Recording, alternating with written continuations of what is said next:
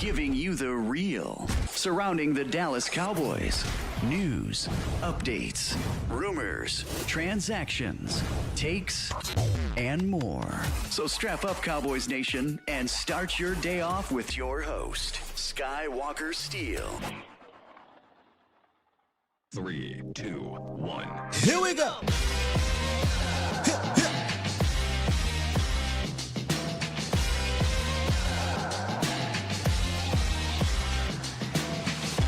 Good morning, good people. Welcome to the Skywalker Morning Show. We're streaming live here on YouTube. And of course, I am your host, Will Skywalker Steele. Boom!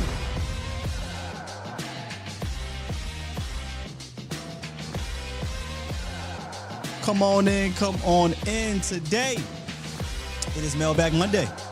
Open up the mailbag. Want to sound off and hear from you guys before we hit minicamp. And we've got some good questions. Y'all do not disappoint when it comes to these questions, ladies and gentlemen.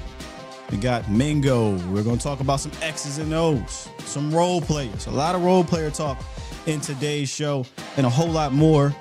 Plus, in the roundup, one of our youngins seems to be taking that next step, taking the initiative. So we'll talk about that in the roundup as well. Plus, come on in, man.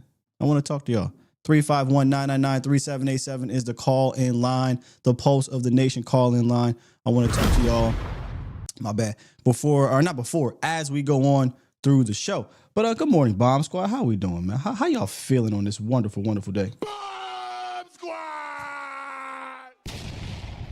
It's been a minute since I've been live, about a week or so, which is different from when I wasn't going live for like 2 months.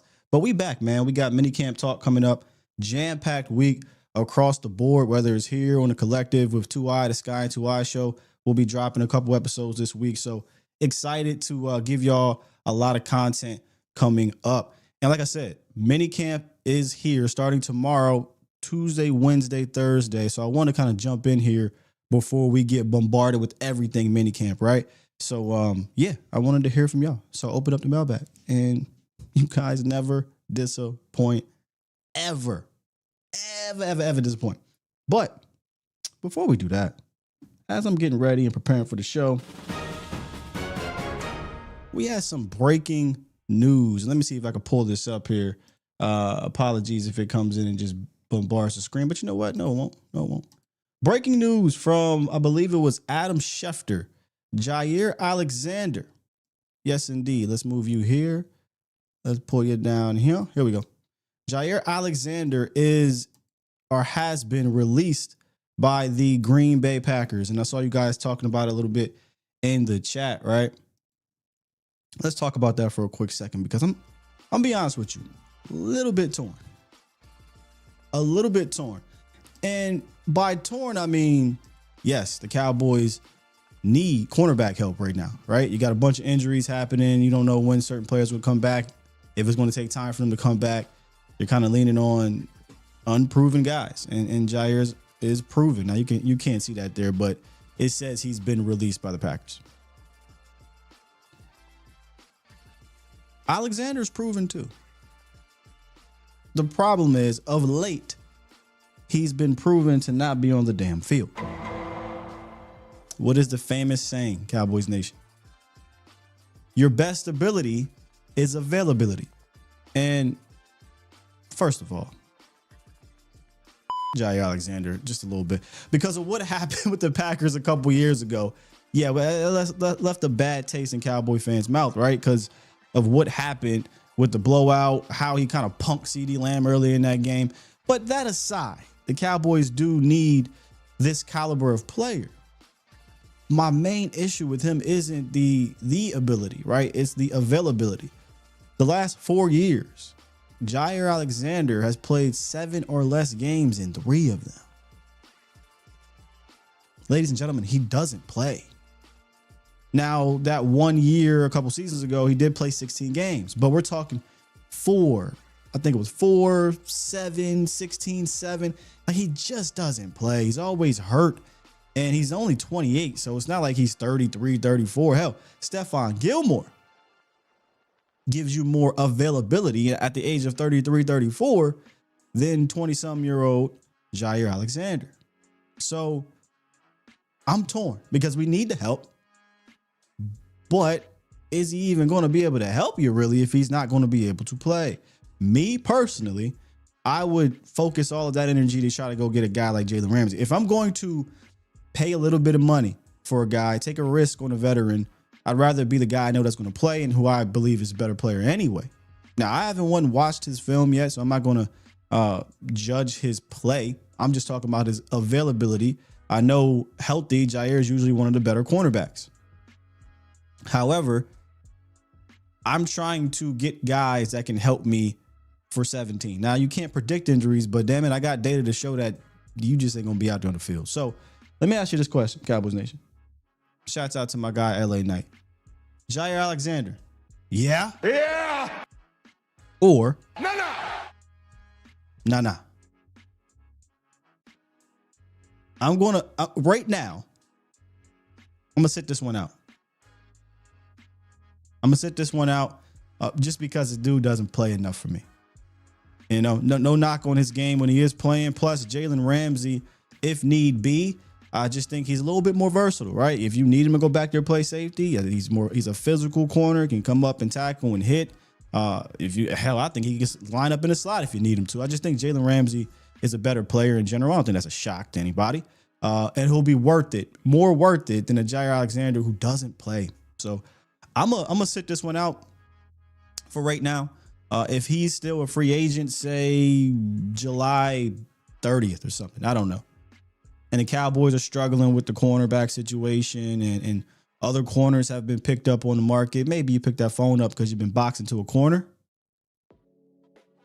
But right now, hey, Gilly, you know, Jalen, can't call Jalen, but he calls peoples who can call they peoples and see what's up. That's kind of where I'd be at. Cowboys Nation, how you feeling about Jair Alexander here? Alpha May said not only because of the front office. Elaborate on that one. Why? Because of the front office. You're out on Jair Alexander because of the front office? Would Dallas be willing to pay rent? So, I mean, those are two different questions, right? Will they be willing to pay Jair Alexander more than $38, right? Front office aside, if I'm going, because the question pops up, right? Like, hey, Jair Alexander's available, go get him. Jalen, if I'm picking between these corners out here, are you in or out?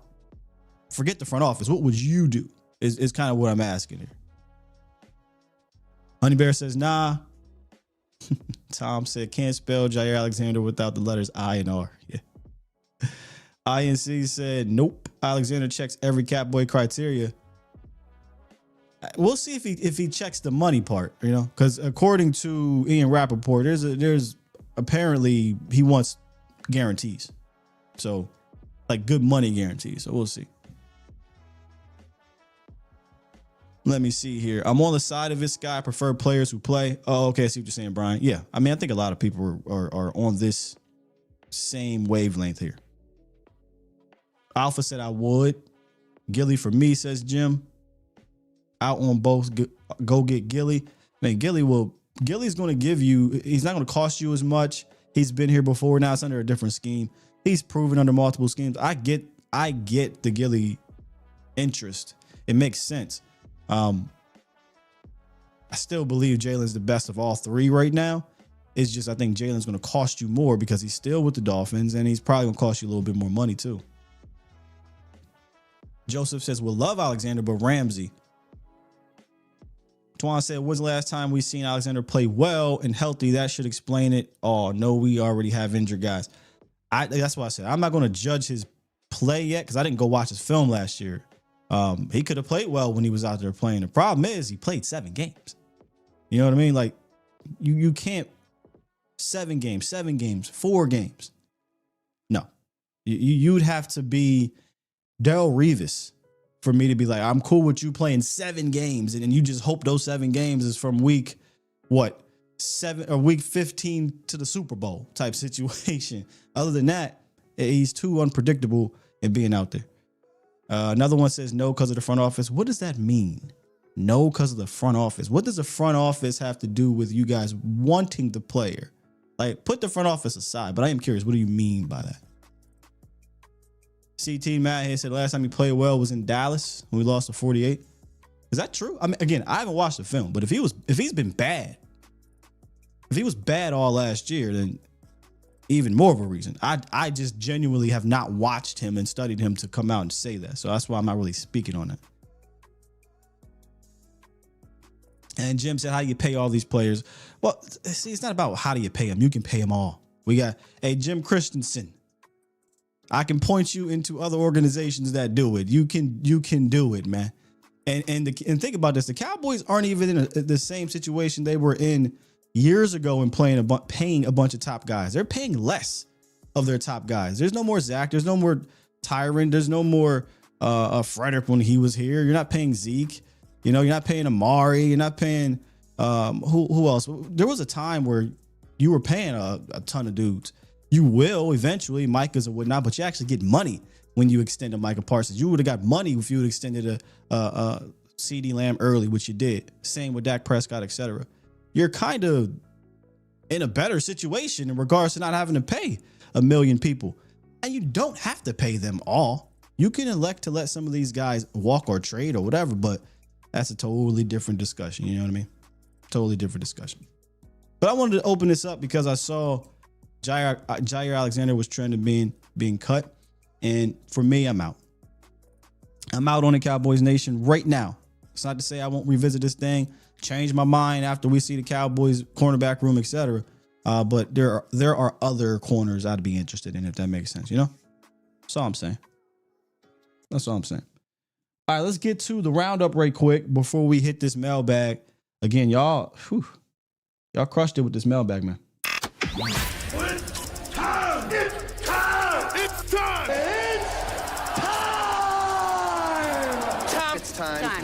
It's time. It is time for. It's time for the morning roundup. Round 'em up, boys. Let me talk to you. Doing my boy LA Knight dirty. Thought he was about to grab that money in the back. I mean, I knew Seth was going to win, but damn. Tyler Guyton, his most recent post, I believe recent post, on Instagram shows him working out with future Hall of Famer Tyron Smith, former Dallas Cowboy Tyler Smith, one-on-one with the great one. And look, a lot of players work out with guys. Why is this a big deal, Sky? Why is this featured in your morning roundup? Well, first of all, ain't a lot going on right now, number one. But number two, and most importantly here, this kind of brings me back to what maybe should have happened last year. And I don't want to speak out both sides of my mouth right now, but it would have been nice to have a legitimate veteran left tackle in here to help Tyler Guyton out. It didn't have to be Tyron Smith. Could have been someone else. But watching him work with Tyron Smith took me back to 2022 when the Cowboys brought in Tyler Smith. Remember when he came in here, he was very raw as well. Different version of raw. Dude was strong as an ox, right? And just nasty with it. But he was also guided by Hall of Famers. He didn't have one. He had two Hall of Fame left tackles in that building to help him out. And not just in that building, but Jason Peters came out and said, I'm willing to help this guy out. By the way, it was Jason Peters and Tyron Smith. Remember, Tyron Smith went down. Cowboys went out and got JP. They had Tyler Smith out there at left tackle. Jason Peters was moonlighting in and out, left tackle, right tackle, guard, what have you, right? And so he had Hall of Fame left tackles guiding him and helping him and showing him the ropes. But also when he's playing guard, he has a Zach Martin in that room guiding him and helping him and showing him the ropes. That absolutely matters for these young players, and specifically young players that are really raw. You know what I mean? So Tyler Guyton gets here. And as much as I love Tyler Smith, as much as we, believe what he can become and already is, right? All pro player, right? Let's be real. We're talking about a guy who only had 2 years of experience in the league when Guyton got here. He's not really qualified like a Zach Martin, hell yeah, like a Tyron Smith, like a Jason Peters to help Guy. Now, did he help? Absolutely he helped. But of course he did. But not to that extent. Well, Sky, Terrence Steele. Terrence Steele's not that level of player, right? And then you got the rest of the guys, or backups, Awesome Richards and Chume Doga. So he definitely got in here, and it was, hey, young man, better figure this thing out. Plus, I don't know that Mike Solari particularly liked the guy. Look, I'm not reporting nothing. I'm just guessing there. Either way, having Tyler Guyton get some of this one-on-one with this future Hall of Famer, former Dallas Cowboy, by the way, is huge. It's going to be huge for his confidence. The small little details. You hope that this happens more often throughout this offseason, not just with a Duke, right? That's no knock on Duke. Obviously, Duke is fantastic at what he does, right? But we're talking about a dude that's in them trenches, and he got help with Duke as well, right? He was out there working with him. So good to see it. Love to see it. Hopefully it translates.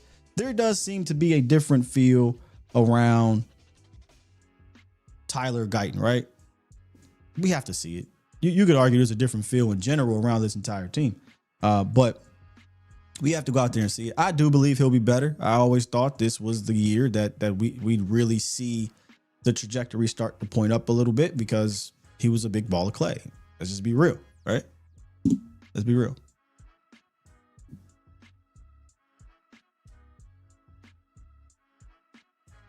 T. Jack said, I heard that Mike Solari was a grumpy old man and liked none of these young whippersnappers. Well, if you remember that interview, it sounded exactly like that, T. Jack. They asked him about the young buck. How do you feel about Cooper Beebe and Guyton and getting new fresh? But my man said, wait a second. Before you guys make them this and that, go over there and look at Brock Hoffman. That's what I got. I mean, I'm paraphrasing there, but he shut that shit down and was like, Brock Hoffman, though. That's my guy. Cooper Beebe said, give me 3 weeks. Give me 3 weeks. Snatch that mother. Get that guy up out. And that's no knock on Brock. Brock is a fantastic rotational depth piece, et cetera, et cetera. But he did come out and it was reported that he was in more favor of these veterans. And to an extent, he might have been right in regards to the left tackle. He just wasn't quite ready. They threw his ass in the fire. But yeah, Solari wasn't feeling these young bulls. Not at all. They're going to have to earn a spot like it's 1967. Hey, look. And look, Guyton is not Booker. Booker top 12 pick, right? So that's a totally different situation. But there was something to get this young man in there. We're talking about, hey, we're throwing Booker in there because right away he going up against the Super Bowl champions with Jordan Davis and Jalen Carter over there, right? That's kind of the talk. Tyler Guyton was going up against a gauntlet. A gauntlet to start off last year. Not that they waited as long as Cooper Beebe to get him in there or what have you, but you needed to get that young man ready to play. Yeah. All right. Let's get to this mailbag because you guys have some good questions. We're going to jump into the film room today. We're going to talk a little bit about scheme fit. We're also going to talk about these wide receivers and a lot of these role players. Good stuff today from y'all. So I appreciate it. But let's get into this thing.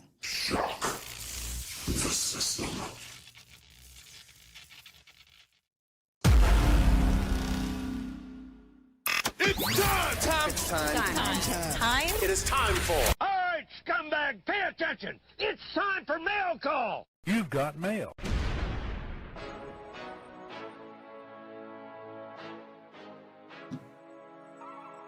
Shouts out to everybody that dropped questions. Couldn't get them all, but we got a good number of them. Let's start off with Byron Jefferson over on Twitter.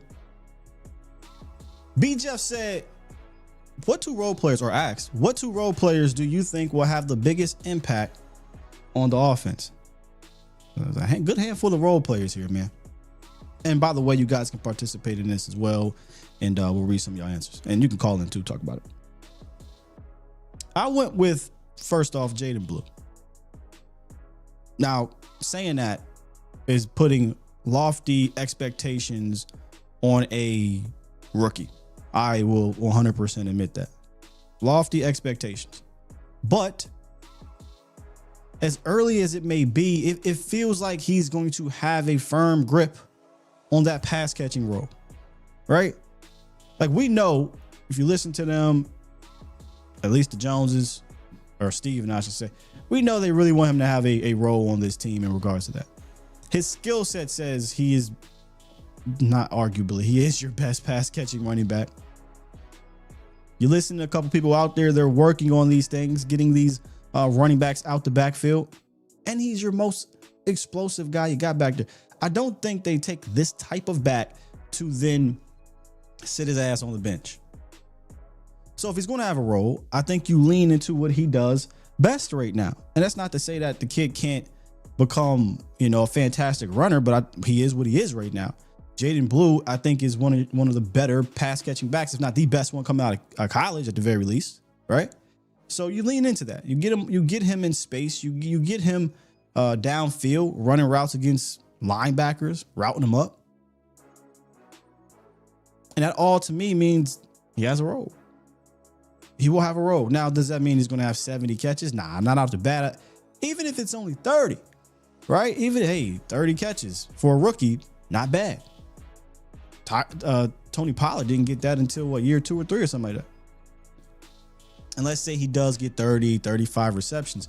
It only takes a couple for him to hit pay dirt or hit explosives. Of those 30 catches, man, hell, if you can get 10 of them things as explosives or a touchdown, we're on to something here with Jaden Blue. So I think Jaden Blue, when you look at that backfield, it's not like you have some legitimate lead that'll take away from a rookie like Jaden Blue, right?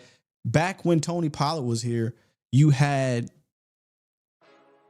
Ezekiel Elliott rate kind of coming down from his prime, right? 2019, he still had a fantastic year, but that was it. We started to see the decline after that. So you could argue, all right, cool. TP is TP, but we just paid Zeke, and Zeke is still Zeke a little bit, right? So you could argue, okay, let's continue to lean on him. Who the hell are you leaning on in this backfield? Like not you telling me don't sleep on XYZ. Come on, guys. I'm talking about who's a legitimate lead guy that you say, I don't need to get Jaden Blue involved because this guy is a wrecker like that. It's not the case right now. So I think Jaden Blue is going to have a role, and I think he can have a big impact in that role, if you feel me. Now, I done looked over here, and I don't know what you talk. I don't know the true meaning behind this, Sir Lawrence. Jaden Blue, 5'9", 195. Barry Sanders, 5'8", 203. Oh, you trolling, right, sir? You playing with me, bro. You playing with me. The second guy I have here is Jalen Tolbert. Now, I thought long and hard about this one because you got guys like Turpin, right? It could have been interesting. You got guys like Jake Ferguson, but I don't want to classify Ferg as a role player. He technically could be, but I feel like Ferg is going to be a part of the big three. I think he's going to be a feature type of guy. So I don't really consider him a role player. So I thought about Tolbert. And Tolbert is interesting. I think him falling into this third receiver role, I've said this a lot across YouTube. Him falling into this third receiver role was perfect, man. For him.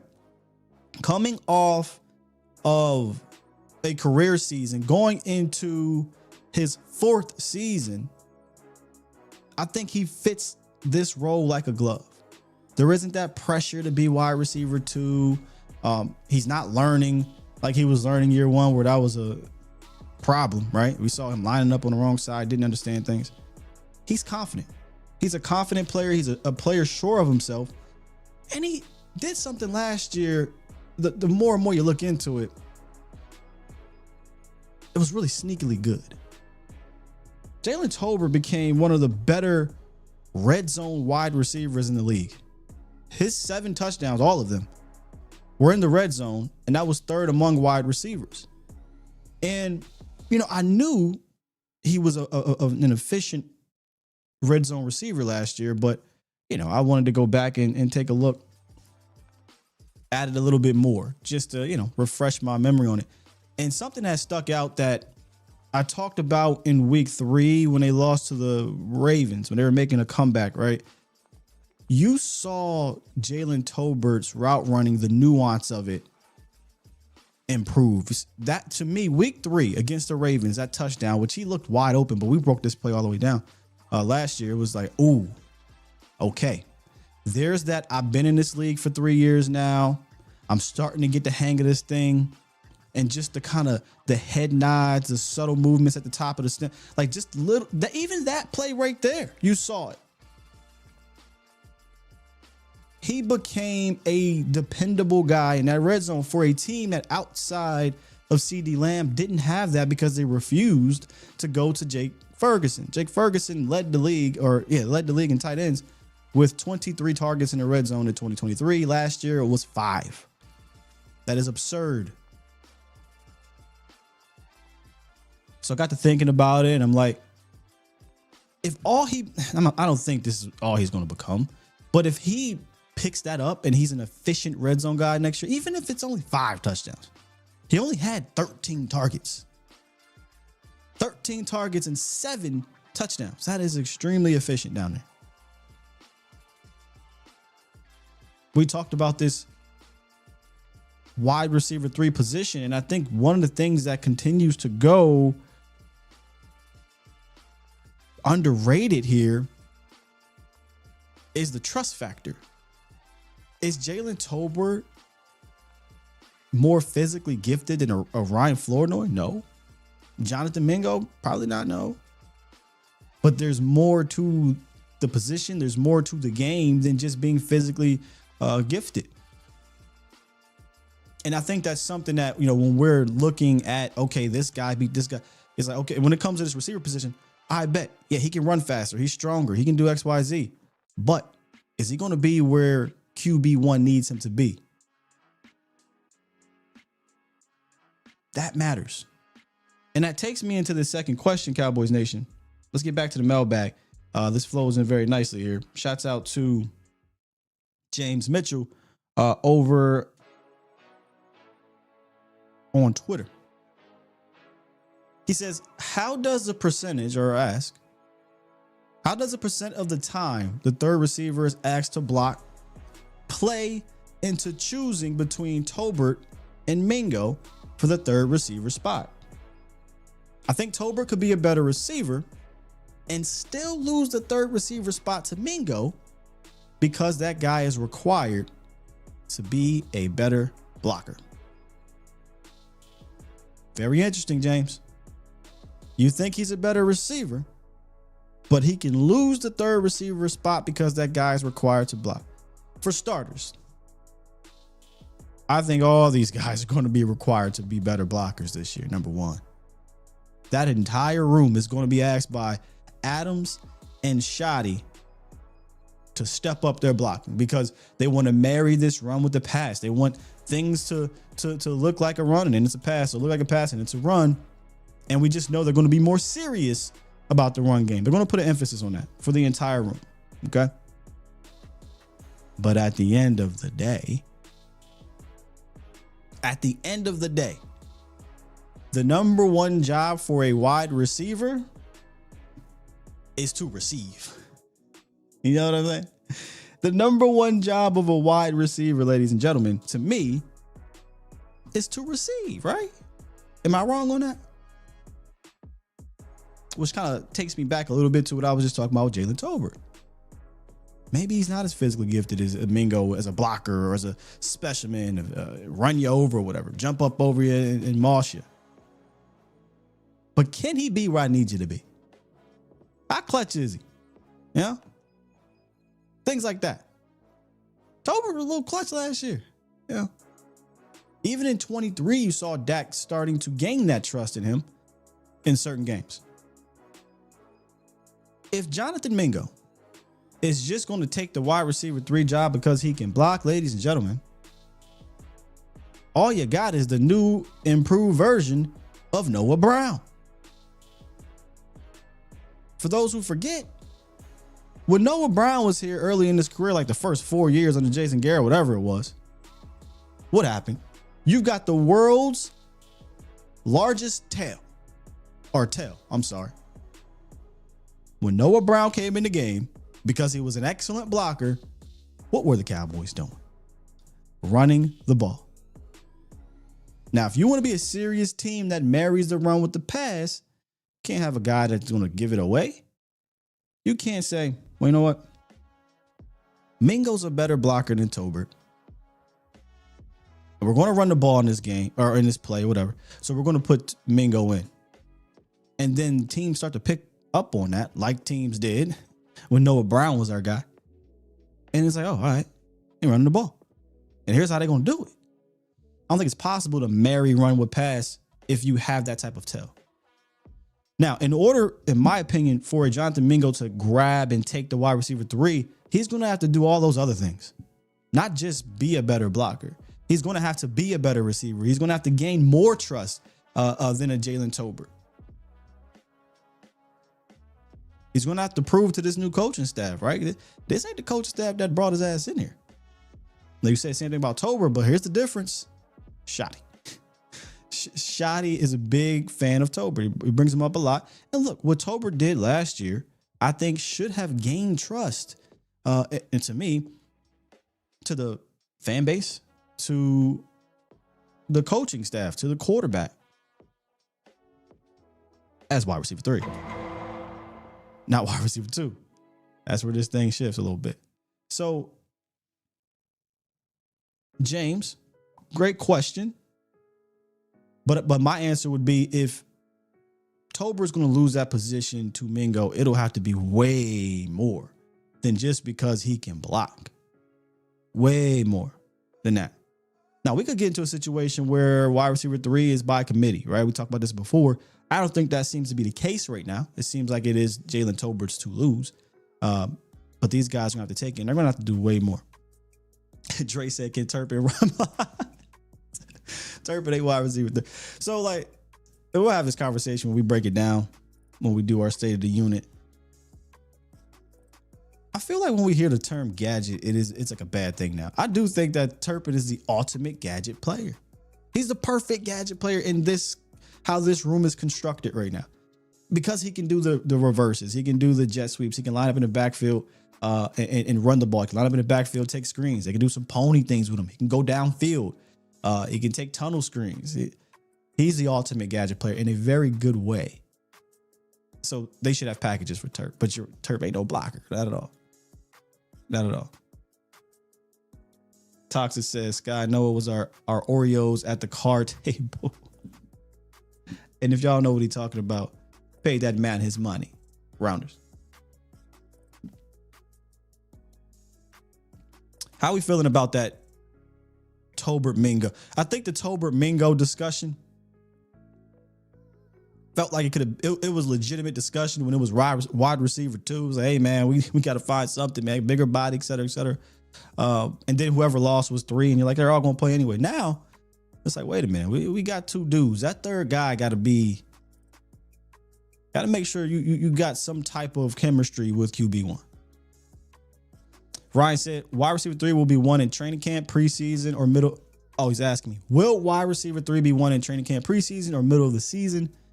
Due to our DB situation, is wide receiver 3 play in training camp a true measure of wide receiver 3 play?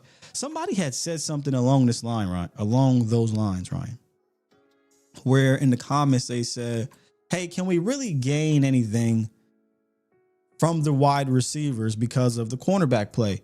And here's what I would say. You don't need to gain anything from those top 3 guys. And here's why. I don't care who's lined up across from CeeDee Lamb. We know what CeeDee Lamb is. I don't care who's lined up across from George Pickens. We know who George Pickens is. I'm not saying Tolbert is on that level. What I'm saying is I've seen Jalen Tolbert be or have success in production in this league against starting wide cornerbacks and starting or not starting defenses trying to take away XYZ, right? I've seen him be productive against starters. I've seen him moss the Super Bowl champ. He's a rookie though. But I don't really need to see it from those top three guys. I need to see it from a Mingo. I need to see it from a Brooks, a Moreno Cropper, the associates at the Jalen firm.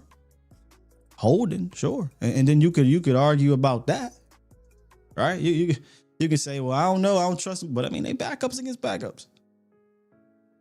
Pickens, Lamb, Tolbert. Nah, I'm good. I know what they're going to give me.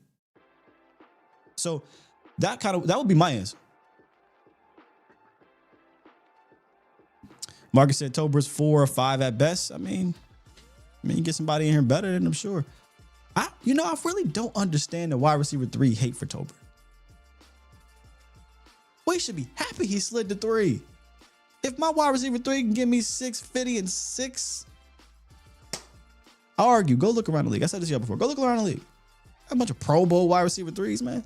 They all look like Tolbert. They all look like Tolbert.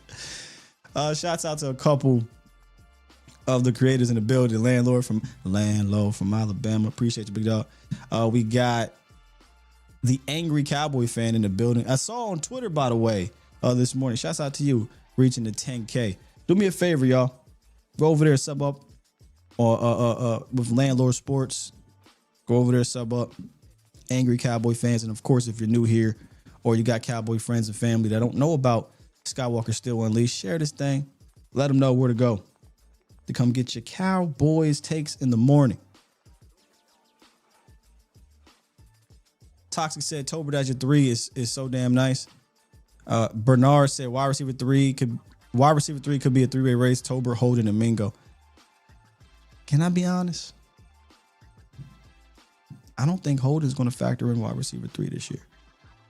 Wide receiver 5, 6, maybe? Sure. Wide receiver 3? Once again, I'm going to sound like a broken record. I think we think athletics and the ability to catch, and he's fast, and he's look at his highlight. Bro, that is a rookie. And he ain't no CeeDee Lamb, Jefferson, Chase. That is a rookie in a room of a veteran who has chemistry and production in this league. If whether it's Mingo, whether it's Holden, whether it's Brooks, whether whoever the hell it is, they're going to have to take that position from him. Damn, he said Tolbert ass. I'm telling you, wide receiver 3. Go look around the league. I'd argue you find a bunch of these wide receiver 3s. Find a bunch of these wide receiver 3s. Let me see if I can pull this back up.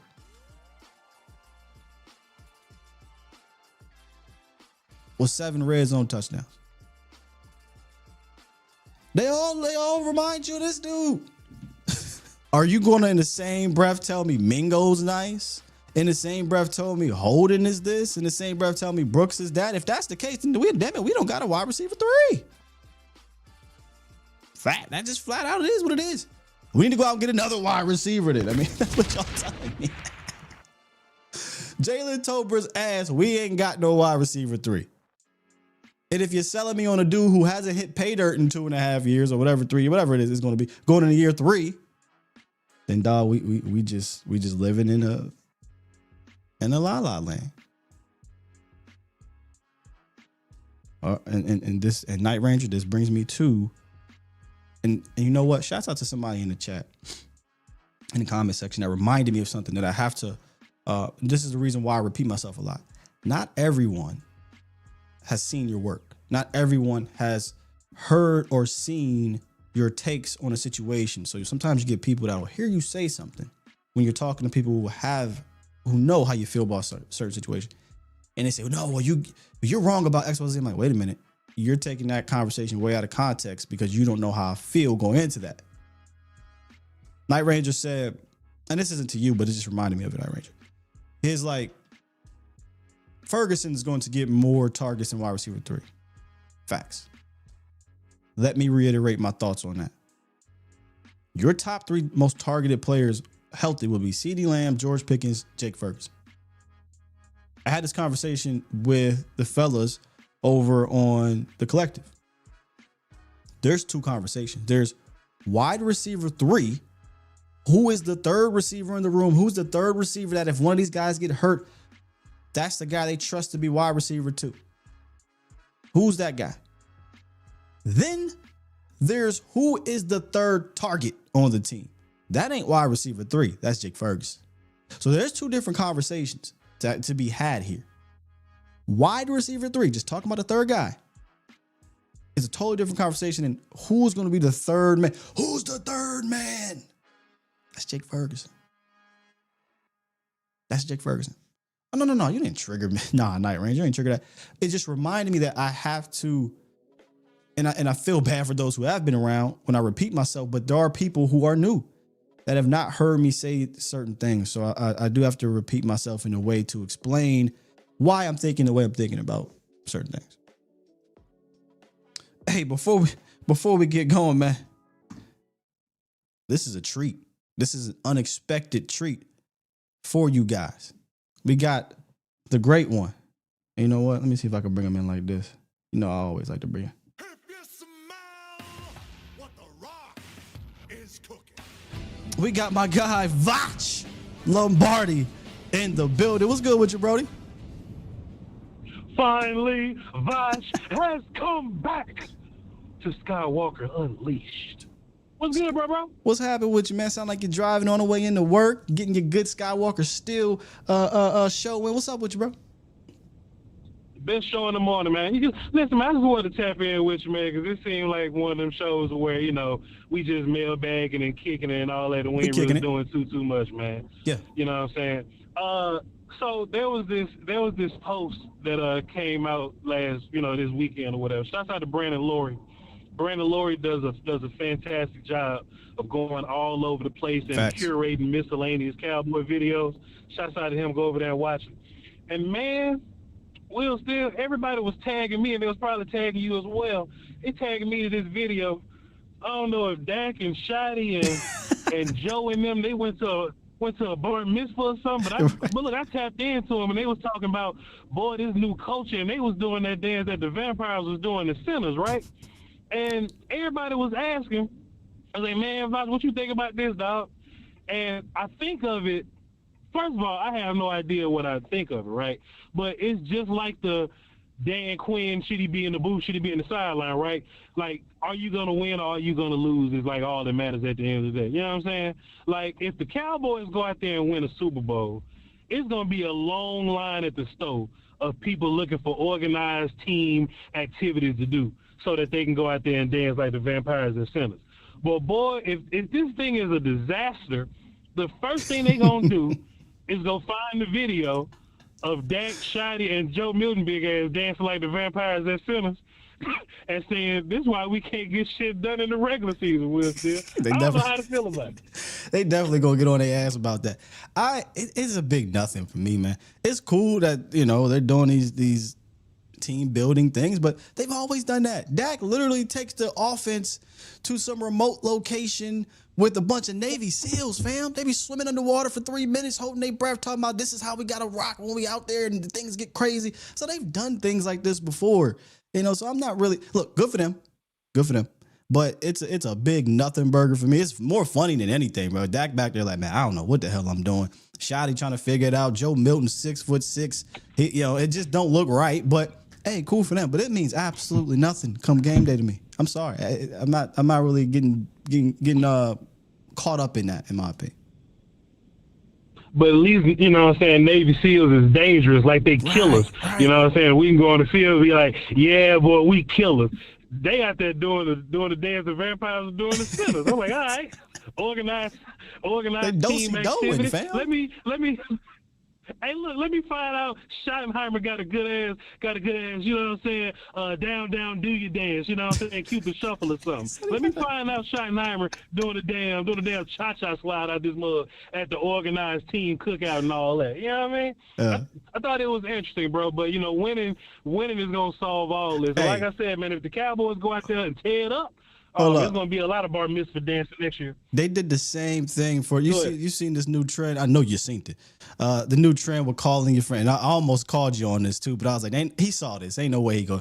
And plus, I know how Vach is gonna react to it. But this new trend where you call your boys and you be like, "Hey man, just wanted to say good night," and you record their reaction. They did this with Brian Schottenheimer. So it was who was it? Michael Parsons calls Brian Schottenheimer. He's like, "Hey, I just want to say good night, coach." And Shotty like, all right, man, yeah, you cool? Everything good? He's like, yeah, I just want to say good night, man, and God bless your family, and you know that whole thing. And Shai was like, yeah, man, appreciate it. Yeah. And then you got other people who they call him like, hey, dog, the wrong with you, man? Why you calling me at 9:30 talking about good night and you in the bed? So you know it's funny, but people like, yeah, look at Shotty and look at the relationship, and I'm like, come on, y'all, they just being regular human beings. This has nothing to do with what's gonna happen on the football field. Please don't call me and tell me good night, because I'm gonna say something that's gonna get both of us canceled. So please. Damn, I should have did it. I should have did it, recorded it, and uploaded it for the members of the channel. Damn it! I should have kept that one in my pocket. God damn. But it is funny. Go look up the trend. I assume you're gonna have a good night. You know what I'm saying? I'm just gonna assume, but I ain't gonna ask. You know what I'm saying? Like if something wrong, tell me. But if you don't call me and tell me something wrong, I'm assuming you're fine. There's one. Hold on. There's one where boy was like, "Hey man, I just wanted to say good night, man, and sweet dreams." That's all. And his boys wasn't having that's a lie. I'm cussing your ass. I'm cussing everybody in the house out. Don't call me, tell me sweet dream. Oh, that shit was hilarious. Wait, go ahead. But listen, on that last point though, y'all was just, you know what I'm saying, talking about wide receiver 3, whoever catch whatever. Yeah. I wonder who's gonna catch more out of Jadon Blue and whoever loses the wide receiver 3 fight. You know what I'm saying? So if Tolbert is wide receiver 3, you know what I'm saying, does Jadon Blue, who might be, you know what I'm saying, running back 2 or whatever, does he catch more passes than Mingo?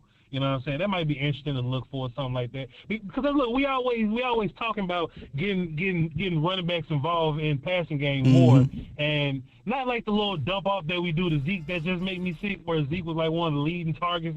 You know what I'm saying? Because he was getting the dump off shit. I want to know, like, are we really gonna do, like, you know what I'm saying, a Christian McCaffrey or like real wide receiver running back stuff?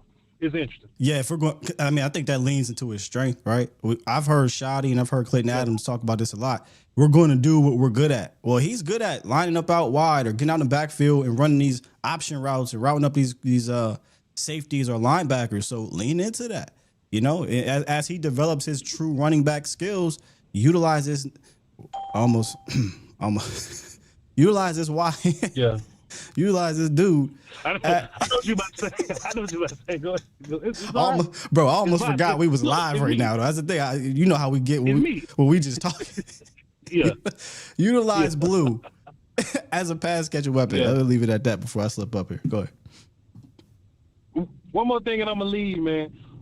What's a quality year for Turpin? Like we always say, hey man, let's see more from Turpin. Mm-hmm. What does that look like? Like what kind of year from Turpin? Like how many catches and like, you know, rushing yards or whatever does does it take for us to say, hey man, you know what, Turpin he's finally had the year that we wanted from Turpin? Because you look at Turpin, that motherfucker average like, you know what I'm saying, like 15 yards a catch or something crazy like that, like 9 yards a carry. You know what I'm saying? Of course that's gonna go down, right? But like, what's a good season for him?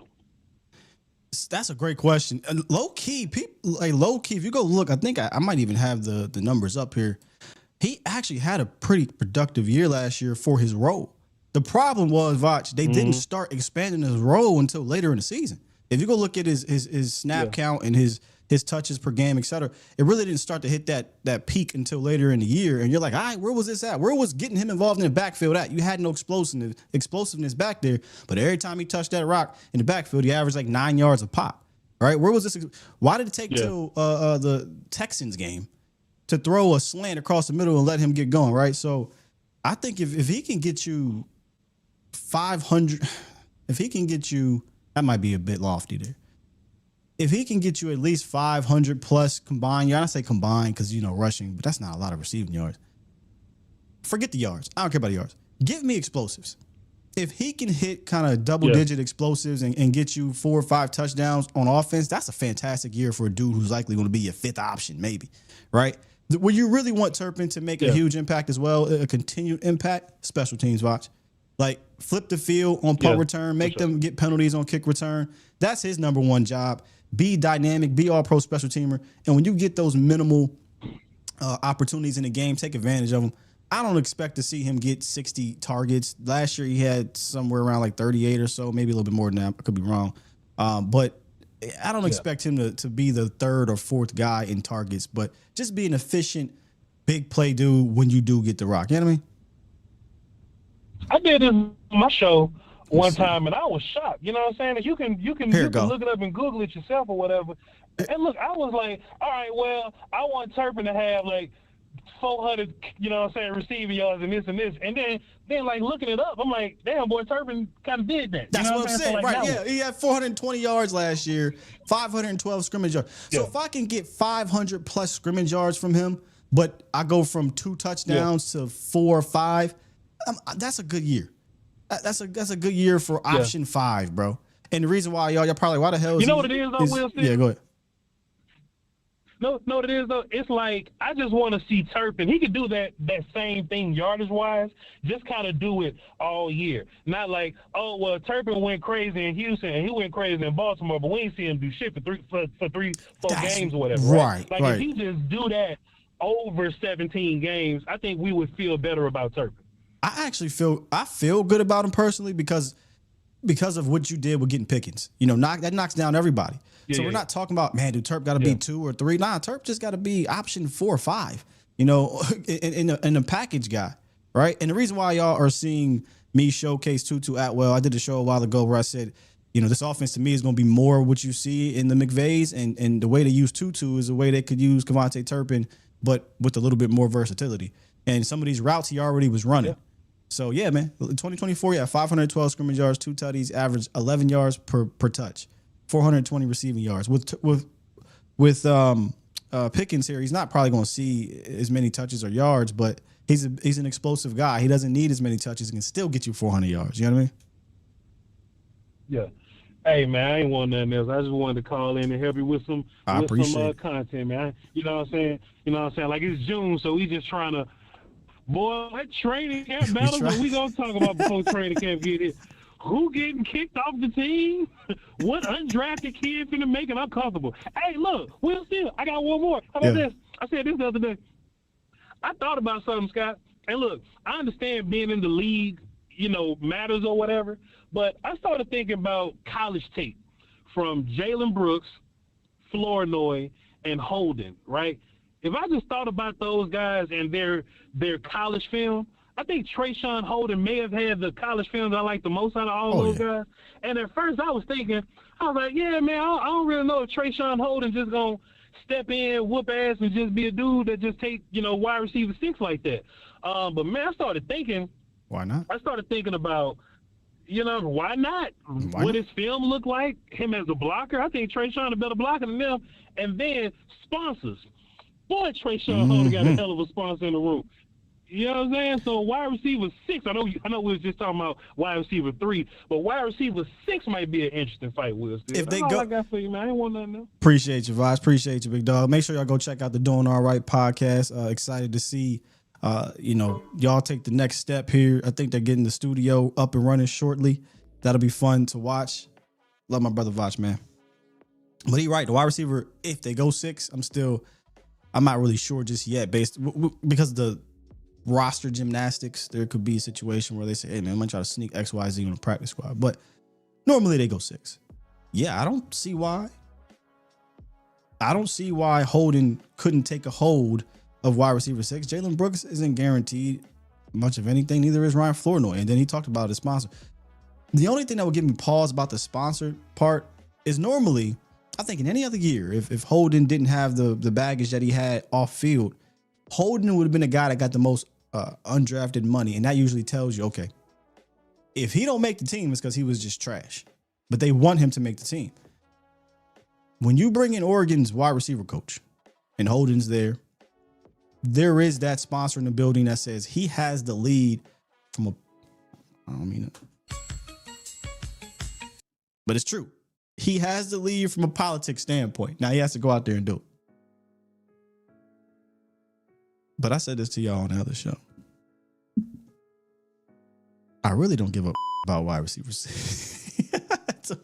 Look, I know if you want to get a great traction on your clip or whatever, boy, go out training camp. Trayshawn Holden just mossed Luke Roddick. I'm telling you from experience, it will go crazy. I watched TJ Vasher, one of my highest rated videos. TJ Vasher. We all we did was talk about him. I'm crazy with TJ Vasher. I don't care. No, this ain't you, Vach. This is just a conversation I was having on Foots, and then we have this conversation on the collective about, hey man, you know what I was said, that dude ain't gonna help me on game days or next year. It's cool to think about the future and things like that. Now, if he gets thrusted into being the second receiver, boy, we in trouble. But if we want to have a deeper conversation, then sure, I'll have that conversation with y'all. But don't expect me to try to big up the dude to the point where it's like, yo, Trayshawn Holden about to do. Stop. You want Trayshawn Holden to do absolutely nothing. You know what I mean? And I'm not here to get the cheap. I don't really care about that, man. Tell me about the competition at the top of the roster that's knocking these guys down, that's going to make your team better. I'm done trying to put sugar, on things that's not going to help the team. I mean to go off on the team. I'm sorry. All right, let me get back on track. Let me bring it back here. Thank you, sir. Dennis Houston.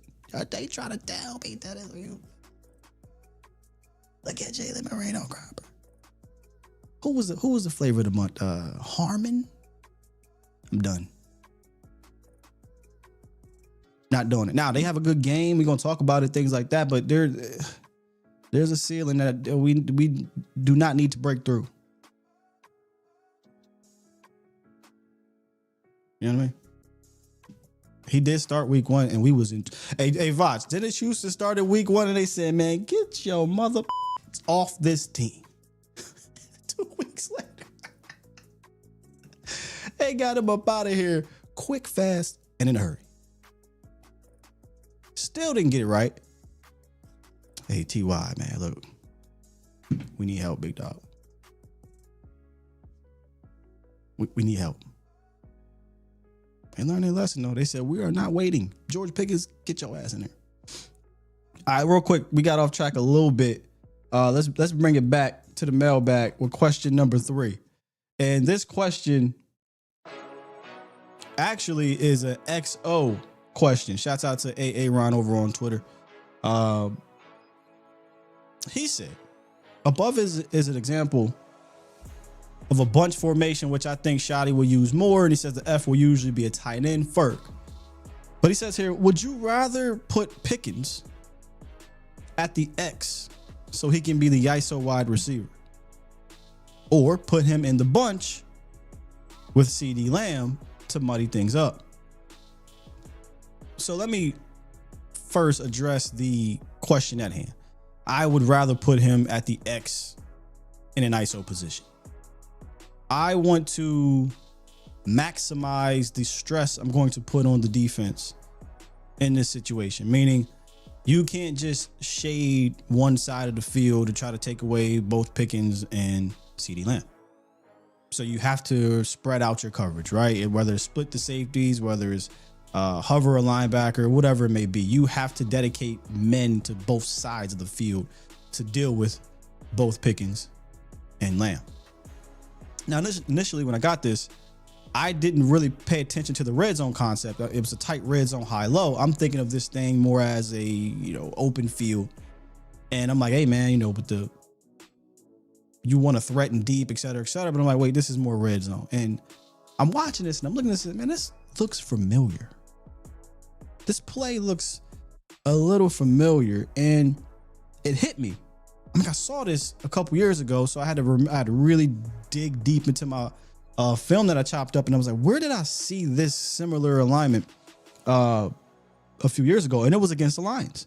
If you guys remember, back against Detroit in 2023, the game-winning touchdown drive, very similar situation. Now, when I say similar, not everything was the exact same, right? Like the route combinations weren't the exact same. The lineup wasn't the exact same, but it still was a 1x3 or 3x1. And if you want to go the other way, or 2x3, you count the running back. Not a bunch formation, but you still have wide receiver inside, the tight end where he wanted him in, guy out here, and you got Lamb, right? This is the ISO guy I was talking about with Pickens. So in this situation, if you guys remember this play, again, similar concept. I'll bring up the screenshot here so y'all can see.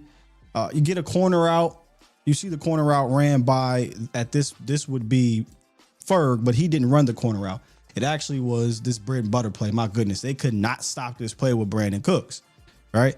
So Cooks is actually going to run the corner route. I think Ferg runs that in and out. You have, I believe it was also Turpin who ran this, or Tolbert, who ran the same play. So they kind of married the routes there. And boy, they was in sync on that. And then CeeDee Lamb is kind of going to get up here and run kind of a corner post type situation. Loki gets open too. And you let the play run. You'll see he goes to Brandon Cooks for the touchdown. Now, this play worked perfectly because they're in man coverage on this side of the field. They're obviously going to shade coverage to CeeDee Lamb, right? And by a wide open touchdown. This was bread and butter, man. When I tell you bread and butter in 2023, they couldn't stop this thing. But when you look at, oh, and I forgot they had Tony Pollard running that swing. But when you look at this play in the corner here, again, what I would do is I would put Pickens out here on an island. And if you don't dedicate a guy over top, I got one-on-one, 6'4", red zone demon, and I will probably take that 9 times out of 10, depending what's happening on this side of the field here, right? And in this case, they have Ferg running this corner out, and that's cool. I mean, you can do that, but I would probably line up Ferg in tight, setting this pick, if you will, and I wouldn't just do a slant. I wouldn't even run here, turn around, just a quick slant, setting the pick, if you will, for a CeeDee Lamb, and if he needs to break some tackles or get in, which he probably wouldn't, he can. But there's options with this. And if you go look at the question at hand, he says here, would you put him there with CD to muddy things up? I don't need to use Pickens to muddy anything up. All right. Ferg, Tober, let those dudes run off safeties. Let those dudes pick guys. Let Pickens, let Lamb eat off that. But I love it. I love this type of question. Can kind of go in the X and O room. Cowboys Nation, what would be your answer here? Would you ISO Pickens, or would you muddy this thing up and put him in the bunch? Now, if you expand this, right, you kind of push this out, maybe in the green zone is what I call it, around that 30, 35-yard line, or hell, even if you want to go back further. I love the concept of even more so of isolating Pickens as my X and running that deep corner, because, or you could do deep corner, post, fly, whatever you want to call it, and giving that room to a guy like Jaden Blue underneath, because now the safety has to respect Pickens deep, right? Hey, this is one of the best deep ball guys in the league. So I got to play deeper. And if they're in zone, stow it to an area he's getting at. If they're in man, now I got man coverage underneath to Jaden Blue. Good luck. Good luck. Good stuff, though. And I do agree that they will use more of the bunch there. Hey, Ron, for sure. I mean, he talked about it, you know, and it will help all these guys. I mentioned this a bunch. I think just having the Adams and Connor Riley here, the run game will be better. How much better is a totally different story. I do think the pass game will be more efficient. Somebody had, in an attempt to like shit on Dak, posted something about all the quarterbacks who threw X amount of passes at 16 plus yards, et cetera, et cetera. And I'm just watching it. And, you know, I look for patterns and things. And I had to laugh because I'm like, what you fail to realize is when you see it was like 10 quarterbacks, I want to say like 7 of them. I could be wrong. Or hell, almost all of them. All come from the same type of offense. You had the Jordan Love up there. You had Matt Stafford, CJ Stroud, Brock Purdy was like number 1. I can't remember the list exactly. And I'm just looking. If you just listen to all those guys I talked about, what do they have in common? What do they have in common? They come from offenses that emphasize movement, that emphasize play action, that emphasize over routes, conflict, shot calls, running the ball, or at least marrying the run to the pass. It's not rocket science, man. Brock Purdy is not John Elway.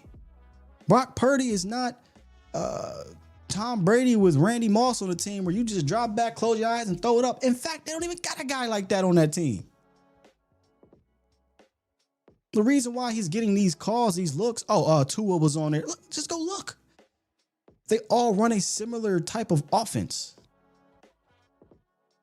And a lot of those plays are mostly deep over routes, conflict routes that get guys open on post or what have you. Play action, turn your back to the defense, make it look like a run, have the linebacker step up, bow. It's not rocket science, man. That style of offense is coming to Dallas, in my opinion. So get ready to see him. Again, I could be wrong. If I'm wrong, I'll come on and say, hey, I had this completely wrong. Get ready to see Dak up there too.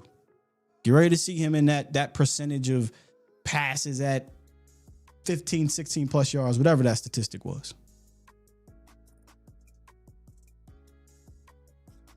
Let's hit the phone lines right quick and get to our guy, Toxic Tom. What's good with you, man?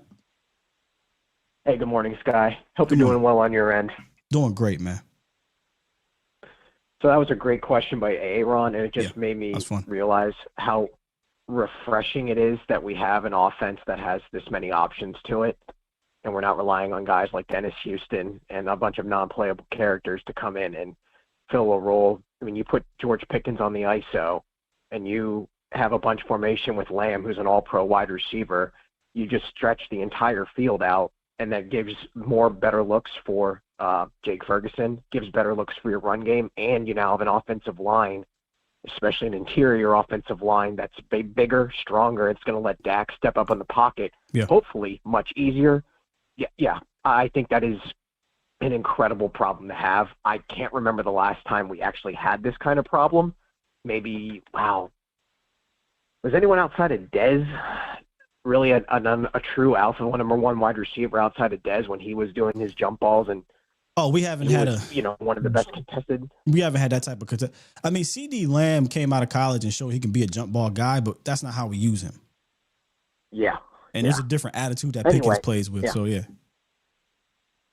Yeah, I love it. I absolutely love it. It's one of the rare times I can honestly say that we made a trade that just made so much more sense, and it just fit an exact need, not just as a wide receiver, but what his skill set brings to the team to compensate with CeeDee Lamb. Oh, it's beautiful.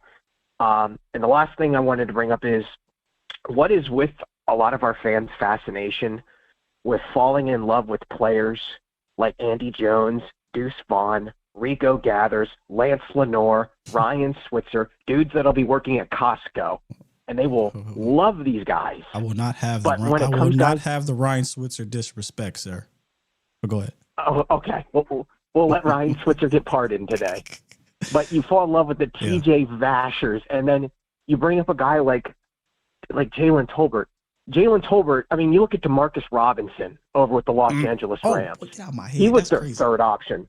Yeah, third, fourth option. Him and Tutu Atwell. They kind of bounce back and forth. Yeah.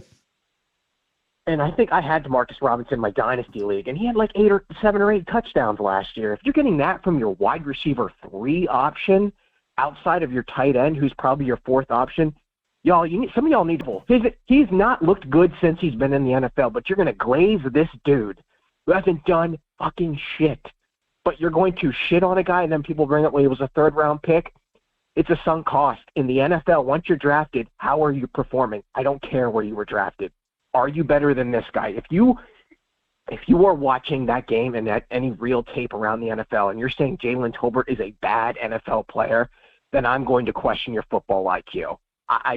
If that's your third option, you have a damn good offense with damn good depth, and you can do a hell of a lot worse than him. Oh, yeah. And that, for the life of me, this guy, I don't understand it. Like Trey Lance last year. Let's glaze Trey Lance. And then when you actually watch him play, he's an ashtray. You see it, and yet people will still fall in love with it. I don't get it, but for me, it's more about I like proven options. I wonder if it's for the last number of years, maybe 2 or 3 seasons prior to Pickens getting here and losing Amari Cooper. I wonder if we don't need to try to big up wide receiver 8 to pretend that, okay, this guy's going to make a difference. You know what I mean? We can adequately rate them, judge them, et cetera, et cetera. Whereas over the years, bro, we were trying to find anything. Hey man, did James Washington going to give us some? Is it going to be Dennis Houston? And I'm speaking as a collective. I wasn't trying to big up the Dennis Houstons of the world, but I thought, hey, James Washington could at least do something. The dude he got on the field like one time, right? So I do think there is that aspect to it. And I was thinking about something as you were talking. What was the conversation when we drafted CeeDee Lamb? I believe Mark Cooper was here, and Michael Gallup wasn't injured yet. I don't know if we were bigging up wide receiver 5 or 6 because you had those top 3 guys. I can't quite remember, but then obviously the start of the season was atrocious. The defense was terrible. Injuries happened with Dak, and those 3 still 8. But I don't think we were having to glaze the bottom of the depth chart because you improved the top of it, and that's all. Yeah, you know, if you did that, then we all cool. When you improve the top of your roster, then we don't have to sit here and try to force it with a bottom of the roster guy, whether that be from a fan base or from the front office. I agree, and I think it's a great problem to have, and it really is what they should do around the entire roster instead of bringing in young guys and making them become instant starters and saying, we need you to be this like you did with Tolbert, and then bringing a guy in like Pickens and, on cornerback and everywhere else too. I think you would see greater results across the entire roster as well. So I would wish they would take that sentiment and then apply it everywhere. And that's all I had to say today, Sky. Thanks for taking my call in. Yeah. Good night. Sweet dreams. Hey, yo. Oh, my bad. I didn't mean to do that one right there. Listen. I forgot to say this about that whole good night challenge or whatever. Somebody in the comments said, when one of their friends said sweet dreams, he was like, mother, is that a threat? Is that a threat? Yo, I'm serious. You got to go watch that. That is one of the more wholesomely funny trends. All these other trends, these themes, whatever you call them, challenges, kind of whack. That one is funny as hell. Sweet dreams. Is that a threat? Too good, man. Too good. Batten down the hatches. Fam over here threatening us at 9:45 p.m. in the bed. Good stuff. All right, what we're calling. We get back to the mailbag here. We got 4A4. What it do? What's happening? Is this is it basement? I don't want to get it wrong. Who this? There we go. Hoodie Kush. I gotta save you, bro. I thought I had you up in here. What's good with you, Hoodie Kush?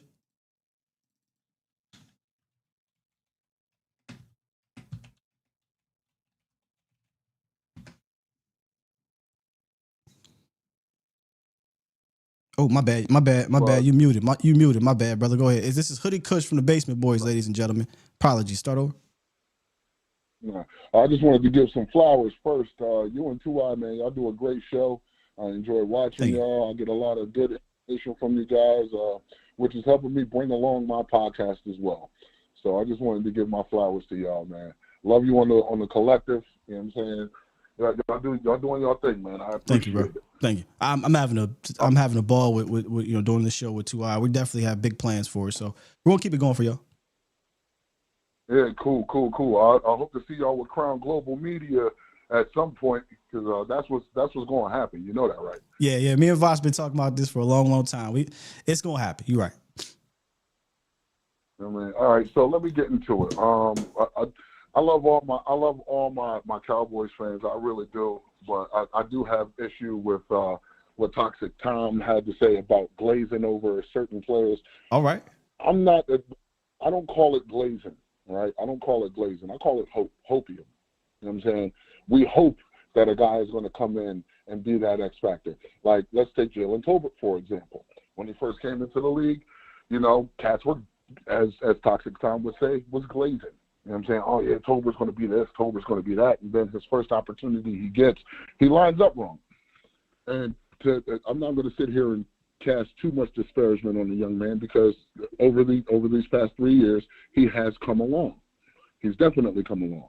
But to say that Jonathan Mingo ain't done ish in the NFL, you're right, he hasn't. But you got to understand, sometimes when players get drafted, it's not always the best situation that they go to. He wasn't in a very good situation.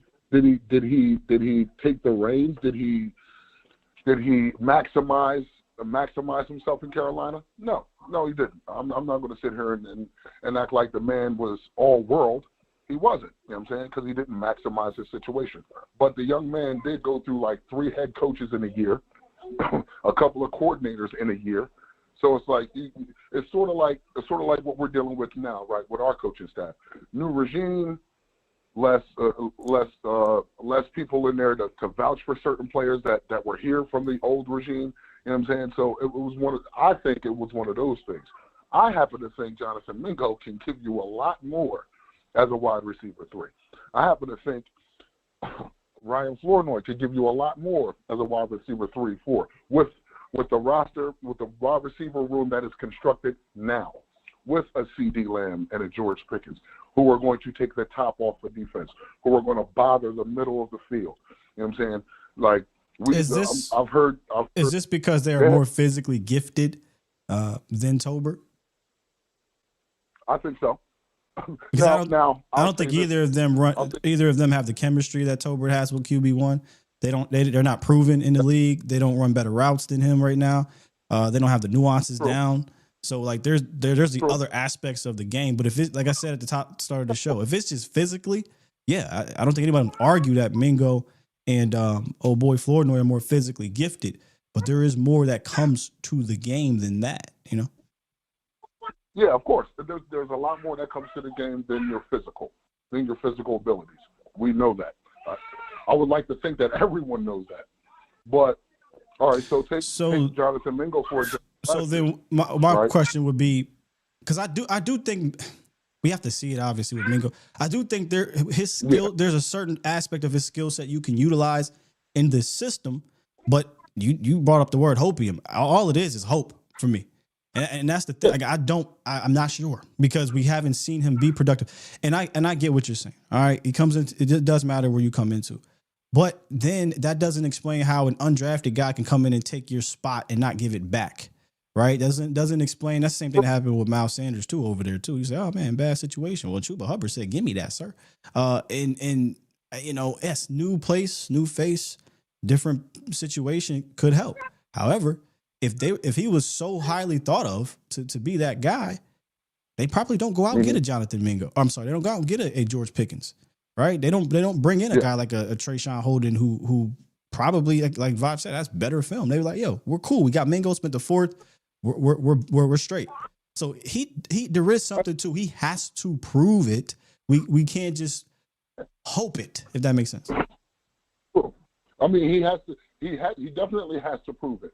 What I saw last year from Jonathan Mingo, while dealing with a quarterback who's going to underthrow him, who's going to overthrow him when he's open on at least 90% of his snaps that he was out there for, that has to speak volumes as well. It's not like the guy can't play ball. He obviously can. I mean, he was cooking dudes. He was cooking dudes for lunch last season. But unfortunately, the quarterback play wasn't conducive to him being very productive. If he was cooking dudes like you say, they wouldn't have got George Pickens, brother.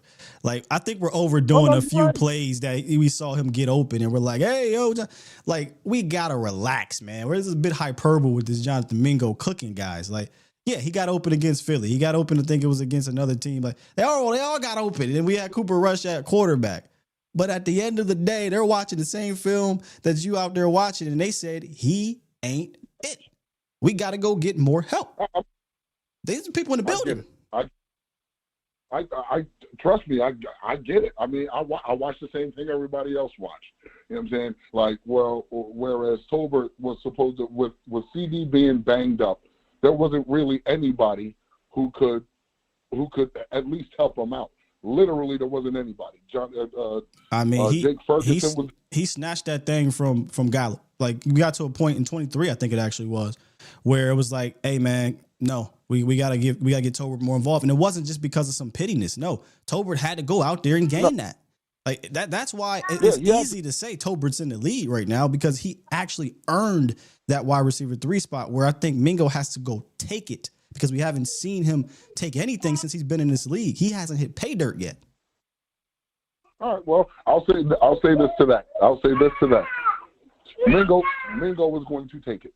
Mingo is going to take it, and you will see it. Like, I don't know. I'm looking at it like, I don't want to say Madden-esque. I don't want to do that, because like that's unrealistic.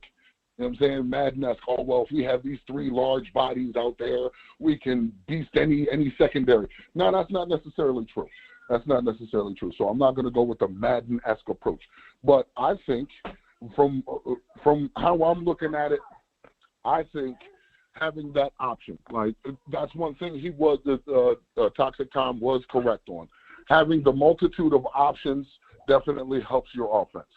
And even if Jalen Tolbert is the guy at 3, still having a multitude of options. I mean, because we all know in the NFL there's injuries. Yeah. You know what I'm saying? Yeah. So hopefully everybody's understanding the offense, how it's to be implemented, and again, a bunch of hopium. Hopefully things work out. But from where I'm sitting, I think the wide receiver 3 is open. I'm calling it a wide receiver 3 by committee. That's what I'm calling it. Just from where I'm sitting. Yeah. I mean, I could be wrong. We all reserve the right to be wrong. Sure. We all reserve the right to change our minds. Yeah, I mean, that conversation, I left that door open. I mean, it could be. We've been having that conversation for a few weeks where, I mean, one week it might be Turpin, who's the featured 3. It might be Tolbert. It might be Mingo. Who knows, right? But that's why I think there's a different conversation of, no, I don't think he's going to be involved in that at all. But that's why I think there's a conversation of wide receiver 3, like who's the third guy? And then if somebody gets hurt, who's the guy that steps up at 2? And then there's a conversation of, well, who's the third option? You know, that's a totally different discussion. But yeah, I mean, nothing is set in stone, but I mean, it's very clear if you just, you know, read the tea leaves, not even the tea leaves. It's out in the open. If you listen to people who are down there, if you read the things that are happening, it's not even a discussion right now to them. It's a discussion to us. Wide receiver 3, it's not a discussion down there. Jalen Tolbert's wide receiver 3 right now. Like, it is what it is. And those other guys are fighting for 4 or having to go beat him out, which he knows they on his heels, by the way. So that's where it's at right now. But, you know, if let me say this. I talked about not giving a damn about wide receivers 6, 7, and 8 and you know, having competition at the top of the roster. If Mingo can go take it, and not because Tolbert's ass, but because Tolbert's playing well and Mingo takes it, that makes your team better. Mm-hmm. And we should all absolutely love that. He has to go do that to me before I can just say, oh yeah, he's going to do it. I can't sit here and say that with confidence, because I know what I know about Tolbert, and I know that he has chemistry. You know where he's going to be. He was one of the most productive red zone guys. That's just is what it is right now. Tolbert's going to have to go out there and take it. All right, not Tolbert, Mingo. For sure. My bad. I know we're talking about wide receiver, but I feel I would be remiss if I didn't bring this up. Why is it like, I love my Cowboys, I do, but if you'd have gave Tyler Guyton Tyron Smith last year, I think he would be in a much better spot. I really do. He didn't have that. You know what I mean? Yeah, I talked about that opening the show. He didn't have a, Tyler Smith got here in 2022 and had 2 Hall of Famers at tackle and a Hall of Fame guard teaching him. Tyler Guyton had Chuma Edoga, exactly. Terrence Steele, and Tyler Smith. He's guard, so he was trying to play most of the guards. So, and he was a second-year player, so he didn't have that situation. Unfortunately, but I mean, with the work that he's getting now with Tyron Smith, I think it'll be good for him. Will it translate? We don't know. Again, we don't even know our 53 yet. We're in June. We're not even at mandatories yet. You know what I'm saying? So we'll discuss all that when we get there. You know what I'm saying? Like, whatever happens with the 53, then when we find out what exactly that is, then we can figure out exactly how these guys should progress. I like that comp. That's just pretty much all I got. Hey, I appreciate you, Hoodie Kush. Indeed, man. I just try to give some perspective. I may not be right. For me personally, it ain't about being right or wrong. We just having a conversation. That's not the type of content creator I am. I don't need that ain't the type of. I don't make that type. I don't care about being right or wrong. We just trying to have these conversations and figure it out. That's what I always say. Trying to figure this thing out. And some of these conversations we got to have. Yes, sir. Yes, sir. Well, once again, it's Hoodie Kush with the Basement Boys, man. Hoodie Kush, baby. I'm getting my channel, and I'm learning as I go. I'm not the greatest content creator. I don't have all the bells and whistles. It's not really glitz and glam. I'm just starting. So, I'm just trying to move into the space like you guys. I appreciate it, man. Keep going. You know what I'm saying? We all had to start where you at, literally in the basement, right, and work our way up. So just keep leading with your passion, bro. For sure. All right, bro. You be safe out here. You heard? You too, man. You too. Shouts out to Hoodie Kush, man. Yeah, look, y'all know me. If you've been around, you know me. I just try to, I got data, talk about that data, and try to use that to project what can be. But I like to talk about what is. And I don't have enough to look at the situation in wide receiver 3 and confidently say, oh yeah, Mingo or Flournoy. That's even bigger. Is wide receiver 3 not yet? They got to go take it from Tober. My man said Sky disagreed. Tober's not going to be receiver 3 at the beginning of the season. He might not be, but right now he is. Right now, Jalen Tober's wide receiver 3. That's not even up for discussion. I thought it was. No lie. Like, as we went into OTAs, we all thought it was. We were doing, wide receiver 3, wide open, wide receiver 3. Boy, they got down there and Jalen, they like, what wide receiver 3? I'm not making this up. What competition? It is Jalen Tolbert, and it ain't close. That's literally what has been sold. Or told, not sold. So that's why it'll be, if somebody, it don't even gotta be Mingo, but if it's Flournoy, I would be shocked. But Flournoy, Holden, whomever, if somebody takes that, I just think they'd have to be so damn good, there's no denying it. And I'm not about to sit here and blow smoke up y'all ass. I'm sorry. Tober's gotta go show that to me. Or not Tober, Mingo, I'm sorry. Again, as I stated at the top of the show, are there more physically gifted receivers? Are there more jump higher, run faster? All that on this roster? Sure. It's not where it stops, though. You know what I'm saying? That's not where it stops. Somebody made a fantastic comparison, and I like Yossi Vach from the Bengals. He said Tober can be the Yossi Vach of this team. Now, Yossi Vach is size-wise is more what Mingo is from, I think he's like 6'4". But you go look, Yossi Vach was very underrated as their third guy. In fact, I think he's almost similar. I have to go look, but his trajectory is he's becoming kind of their Tyler Boyd, right? That third guy, I kind of don't even really think about him. Boyd kind of was more than a 3 for a while, but was productive. You know? Roy said Mingo is in our guys' club, Sky. Is he? Look, let's not get it twisted here. Mingo finna make this team. I think Mingo should make this team. beyond dedicating a 4th round pick. I mean, I still do think he has skills that are better than some of these other guys, or at least coming out. But we're not just talking about Mingo versus wide receiver 5 and 6. We're talking about Mingo being the trusted guy in this room. One of the trusted guys, in this room. And 3 has to be that guy. That's all. Paris Campbell's on the team. Yeah, Paris Campbell's on the team. Professor O said, if Mingo loses wide receiver 3 battle, do I think he request a trade? Terp is going to factor in that 4 rank. I definitely think whoever the hell wins 3, Terp is 4 type of situation. Can't imagine to be fine as a 7th or 8th option at best in offense. Well, brother.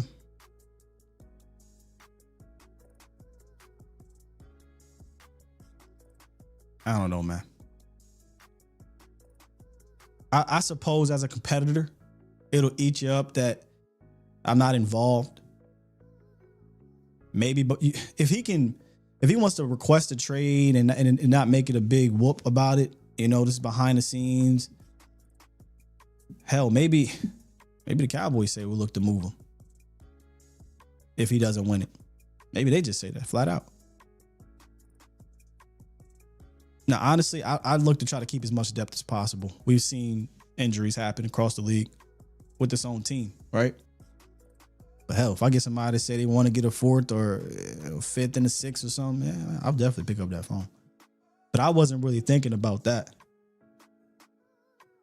If Mingo loses wide receiver 3, does he request a trade? I don't know him enough to, you know what I'm saying? Like I haven't heard from him enough. I don't know the backstory about, how frustrated he was in Carolina. In the same sense that Hoodie Kush was talking about different coaches, different sponsors or whatever. In Carolina, well, fam, the head coach and the regime that traded for him ain't here last year. The coaches, that's different. It's a whole different group now, offensively. And the play caller does favor Jalen Tolbert. So it's a great discussion. But if all right, Eshawn, right there, CD, Pickens, Ferg, Turpin, Tolbert, where are you going to do with Mingo? Add Mingo, right? If that is my collective of pass catchers, I like that. I ain't trying to get rid of Mingo. I'm just not ready to stamp Mingo as wide receiver 3. I mean, that's clear hopium, right? That's just, we hope. I haven't seen, but we hope the skills that we saw in college 3 years ago will translate, as opposed to, I've seen this guy as wide receiver 3 finish in the top 3 in the red zone as wide receiver touchdowns with a backup quarterback. Is he going to jump higher? No. Is he going to run faster? No. Nope. Is he going to be where you need him to be? Yep. Is he going to be shorthanded down there in the money zone? Yep. That's what I'm saying. Let's get the question. We still going. We got 2 more questions, y'all. It's good stuff today. This question comes from Stephen Williams here on YouTube. Shouts out to you, Stephen Williams. He says, first, I want to give you your flowers. Love the content you put out, bro. Living in New York and being a diehard Cowboys fan, it's tough to find quality content. Appreciate you. And you definitely up there in Lions Den. Well, I'm around here too in enemy territory with Washington and Philly and New York, about 3 hours away. But there's a lot of quality content. Well, there's a lot of content for Cowboys. There's stuff out there, y'all. He says, question, do you think this new defensive scheme benefits a guy like Mozzie Smith?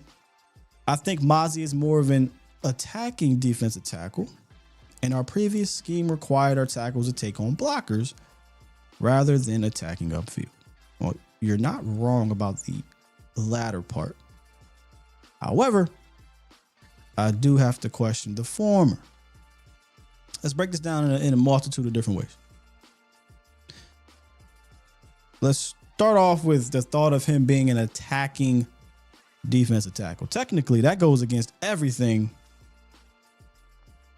he did at Michigan. That was not his game coming out. In fact, They drafted him as a guy who took on blockers, who kept linebackers clean, who played, at the line of scrimmage, and tried to make him an attacking defensive tackle, and that hindered his ability. Now, did he lose weight and things like that? That played a factor too. The mental aspect also played a factor, but that wasn't his game. Now, he doesn't have to be beholden to that. He can improve and do multiple things, but coming in, he was more comfortable doing the exact opposite. So much so to the point, if you guys remember, when Mike Zimmer came here, they asked him about, hey, is he going to play more as a guy who takes up blocks and et cetera, et cetera? And Mike was like, hey, yeah, that's what he does well. That's what he did well in college. And we're going to get back to it. I'm going to let y'all listen to what Zim and Skanina had to say about what they saw on film with Mazi Smith and what played best for him and what he was more comfortable with. Here you go. Well, that's kind of what he did in college. He lost a lot of weight when he got here, and he was trying to be a attacking 3 technique to get up the field. And, we're going to probably play blocks a little bit more than that, try not to get reached so linebackers know where they're supposed to fit and so on and so forth. So, I guess that's the biggest thing. Well, I think he's going to be able to play blocks more than just getting upfield, all right? Not disrespecting the previous coaches that were here or anything. It's just different system, different style of D-line play that, Coach Zim's brought in, So I think it suits him better. Instead of just running upfield, he's going to play blocks. He's going to grind blocks and double teams and all that stuff, especially in the run game. So his get-off philosophy is going to be different. Yeah, especially at the nose tackle position. Yes, it is. So, Stephen, that would seem to go a little bit against him being the attacking upfield. And this what the coaches have seen. What I have seen, I agree. That's not how he played at Michigan. Now, again, that's not to say he can't develop into that. Here's the other aspect to it. And shouts out to Michael Gelke, no longer with the beat, but he said, well, is that going to affect the get off? He said, absolutely. Fam. He cannot be an attacking upfield defensive tackle if you can't get off the damn ball. And I've seen that be an issue with 2 different schemes now. Well, Sky, doesn't, one scheme require? Look, no scheme requires you to be the last person off the ball. No scheme requires you to allow the offensive lineman to get their hands on your chest or you chest to chest first. No scheme requires that. That is the consistency or inconsistency, I should say, that is on film with Mazi Smith the first 2 years. And shouts out to Professor O. He had brought this up to me when we drafted him, or I think maybe when when we were looking into him, right? He was like, hey, man, one of the things I'm concerned about and a lot of people talk about is his get off. And I'm like, yeah, it is definitely not there. I just assumed that would be something he'd get better at, right? And that hasn't happened yet. So if you want to be an attacking upfield defensive tackle, well, damn it, you better get off the rock, right? You better get off the rock.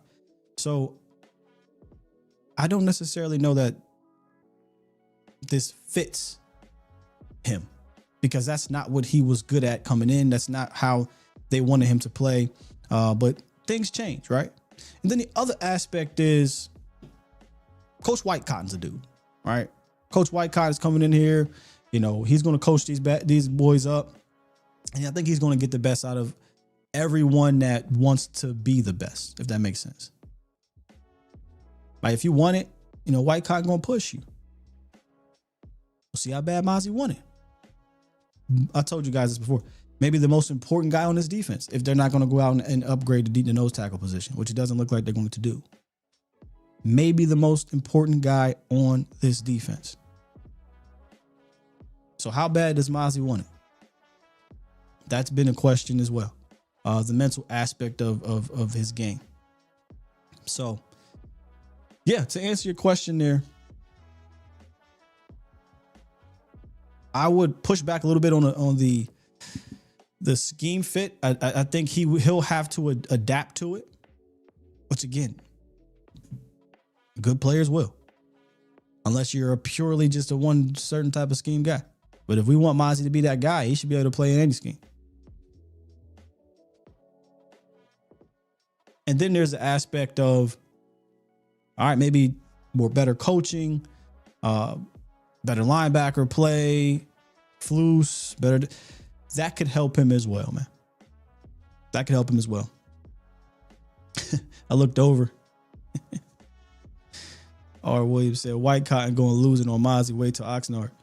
Well, you remember what happened last year, if you don't remember. Coach Z, who is probably tougher than White Cotton guy. No disrespect to White Cotton. But Coach Z's, he's hard on these guys. And he said something along the lines of to Mozzie Smith, this ain't Disneyland. I would love to ask this question to somebody down there. I would love to know how he took on to that coaching.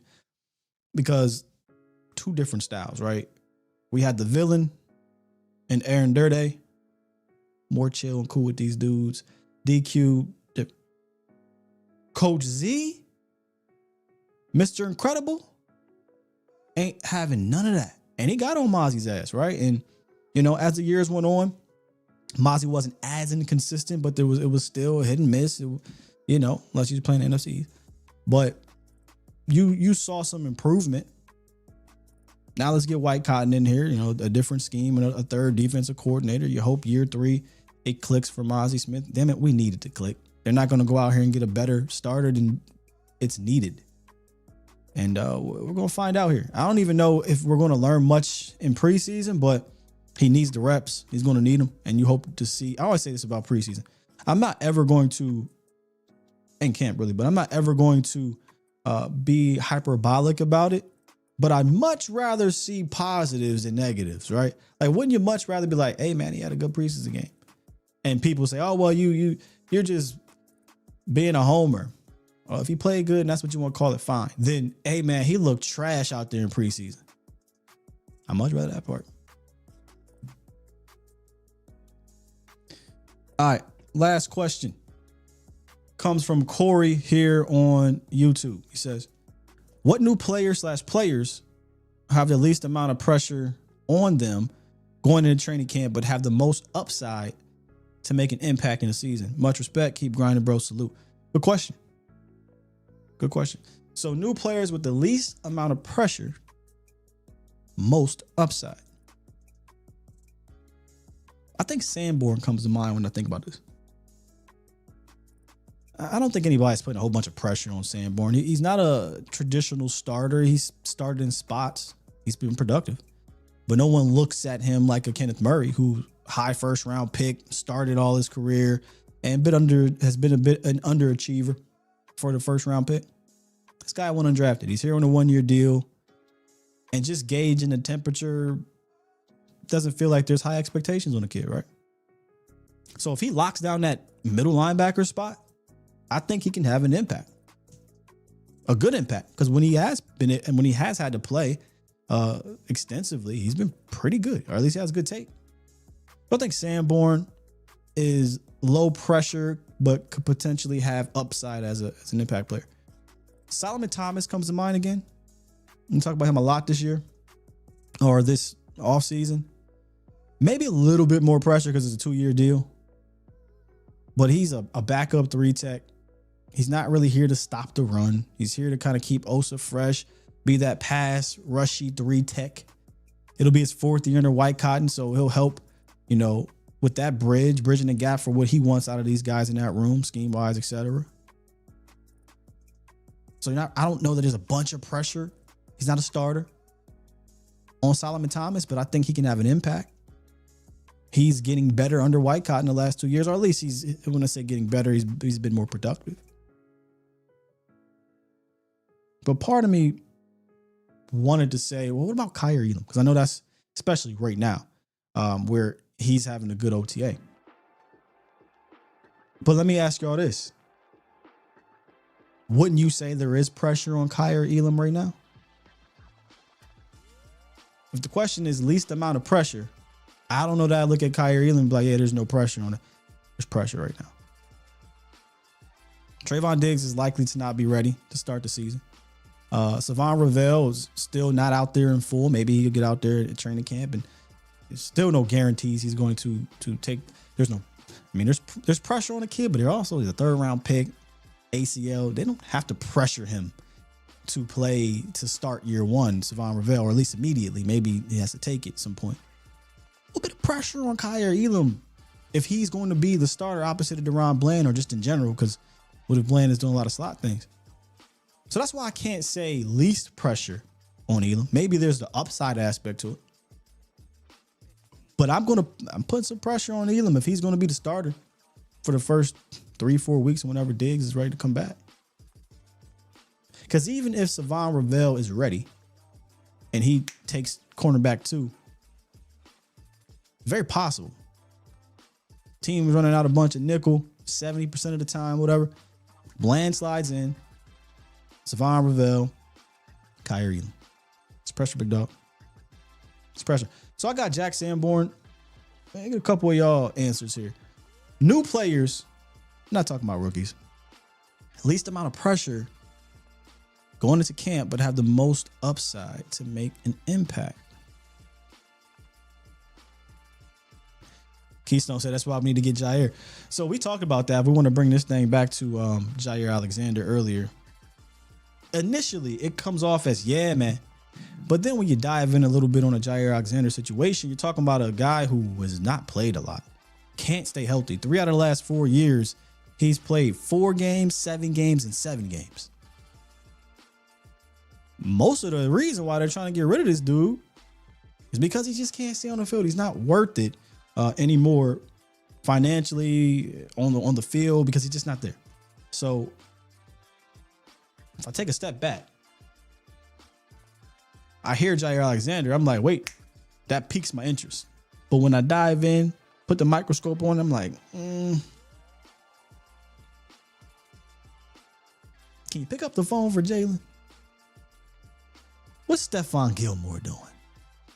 Nah. All right. What you looking for, Jair? Which, according to reports, he's still looking to get paid.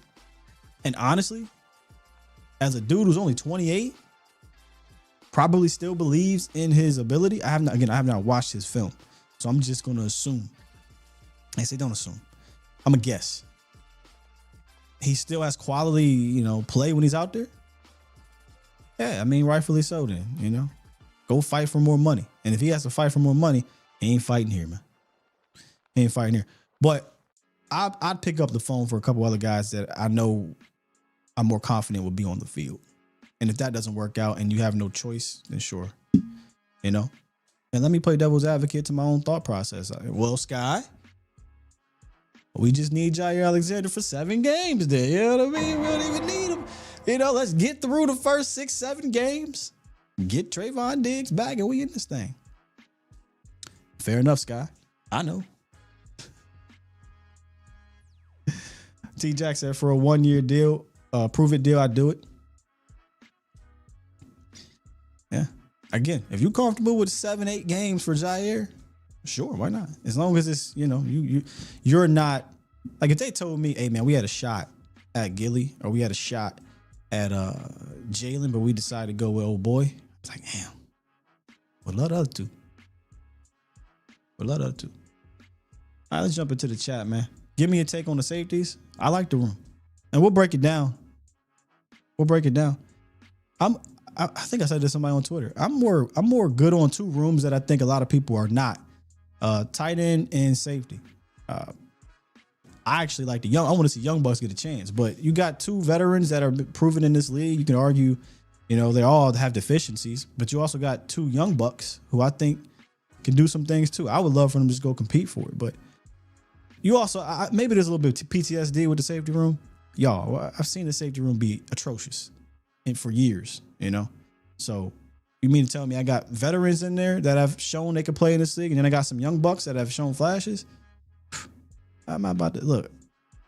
Would I love to go get Justin Simmons or something? Sure, but it is what it is. I'm okay with that room, and let them compete.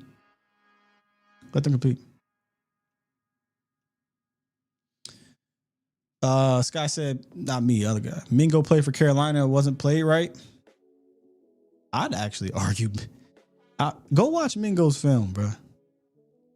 I'd actually argue they used him, or at least attempted to under Dave Canales, more to what suited him.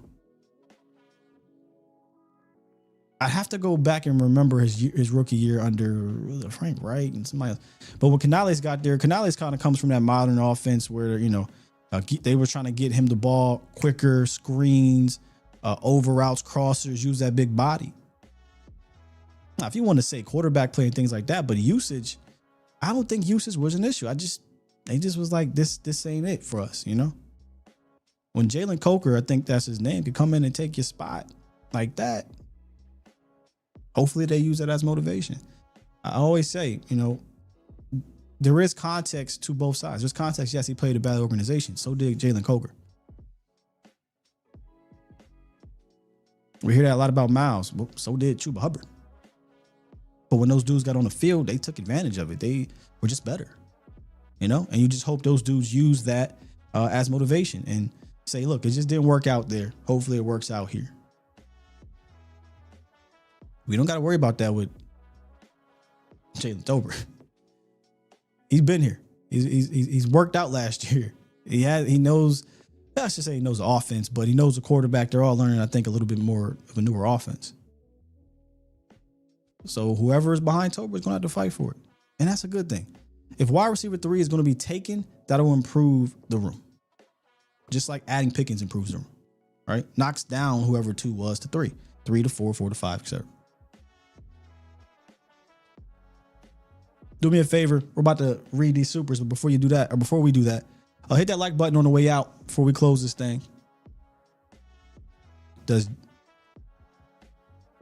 Wanye remind me of young Darren Woodson? Oh boy, listen.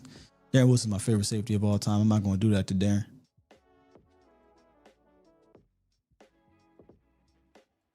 I'm not going to do that. Come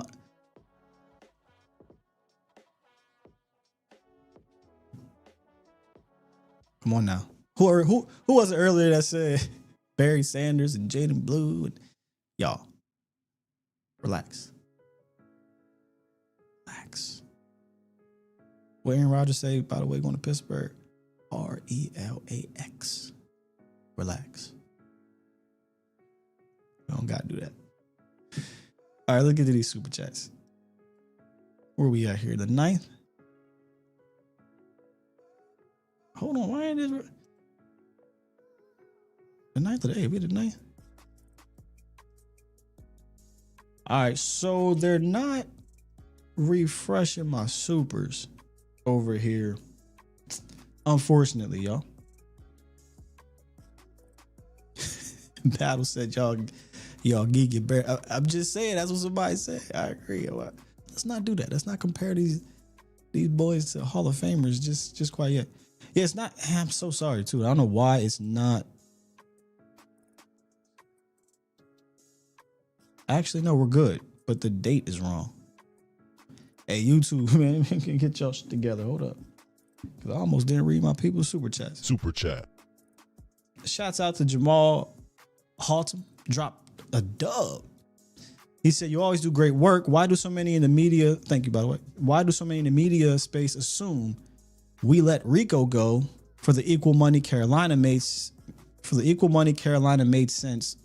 He's from there. Okay, for the equal money, Carolina made sense. He's from there. It seems like everyone thinks all players want to be in Dallas.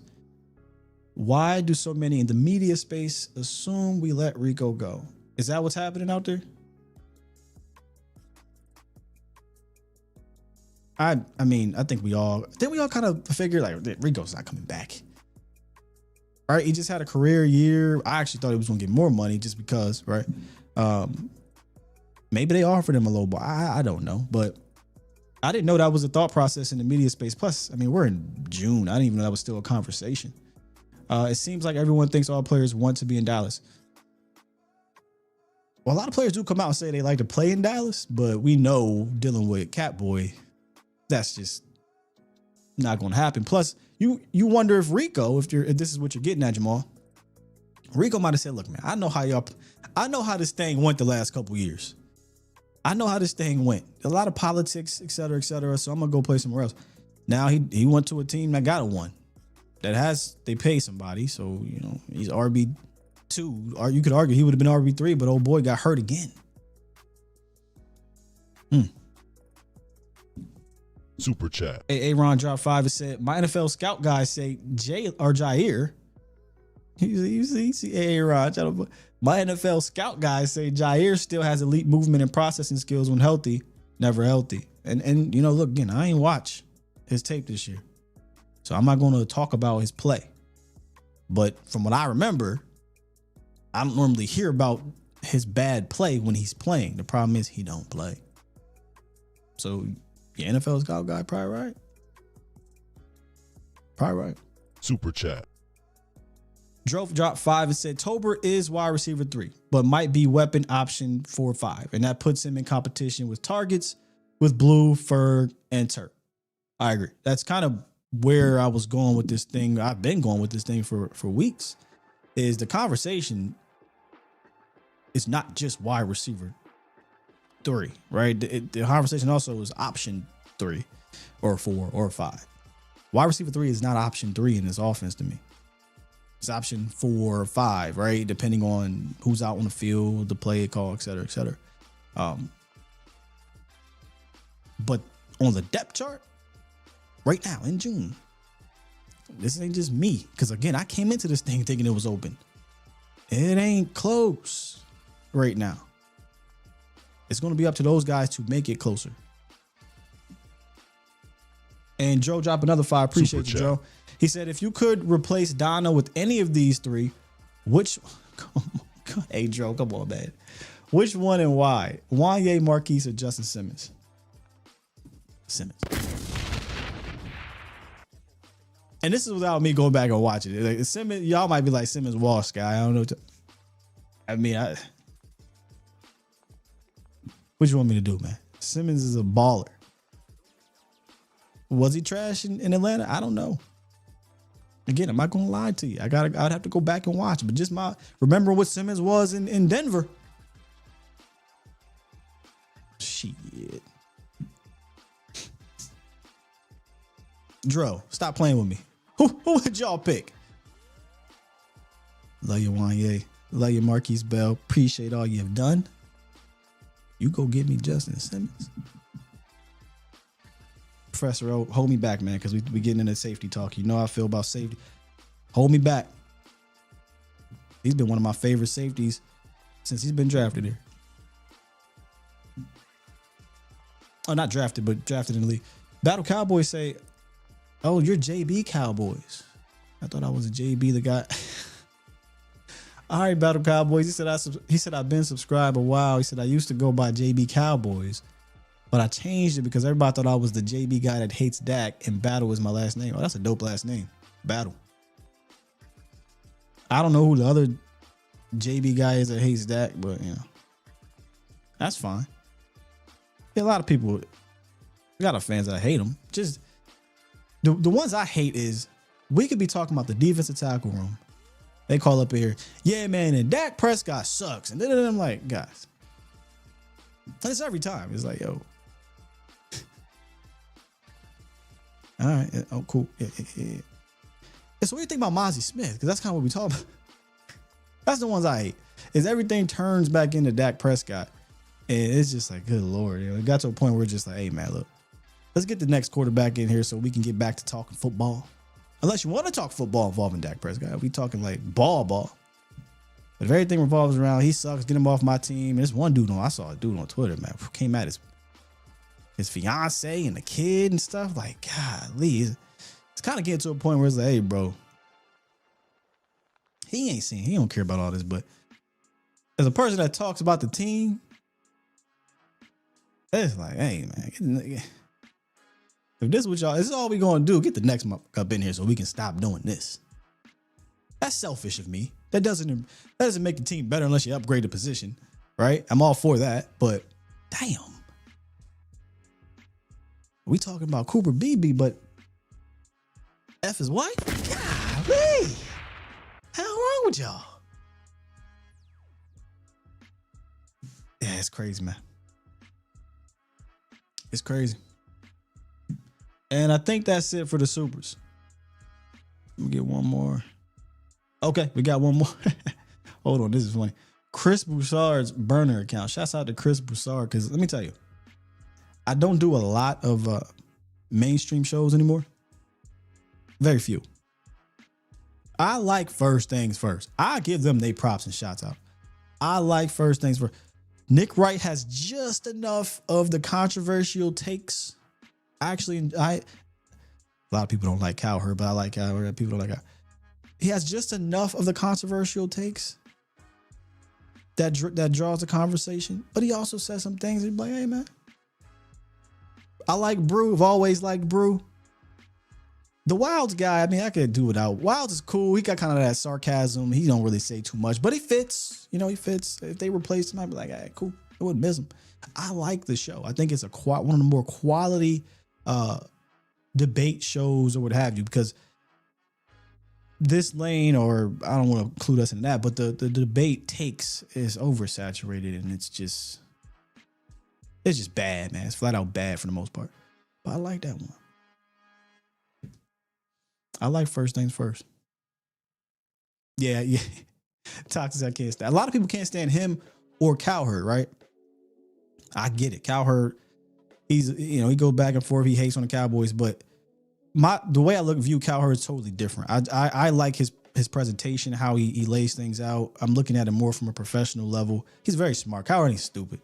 I just like Cowherd's whole thing. I like Cowherd back in the day when I used to drive cars and listen to him on the radio, ESPN.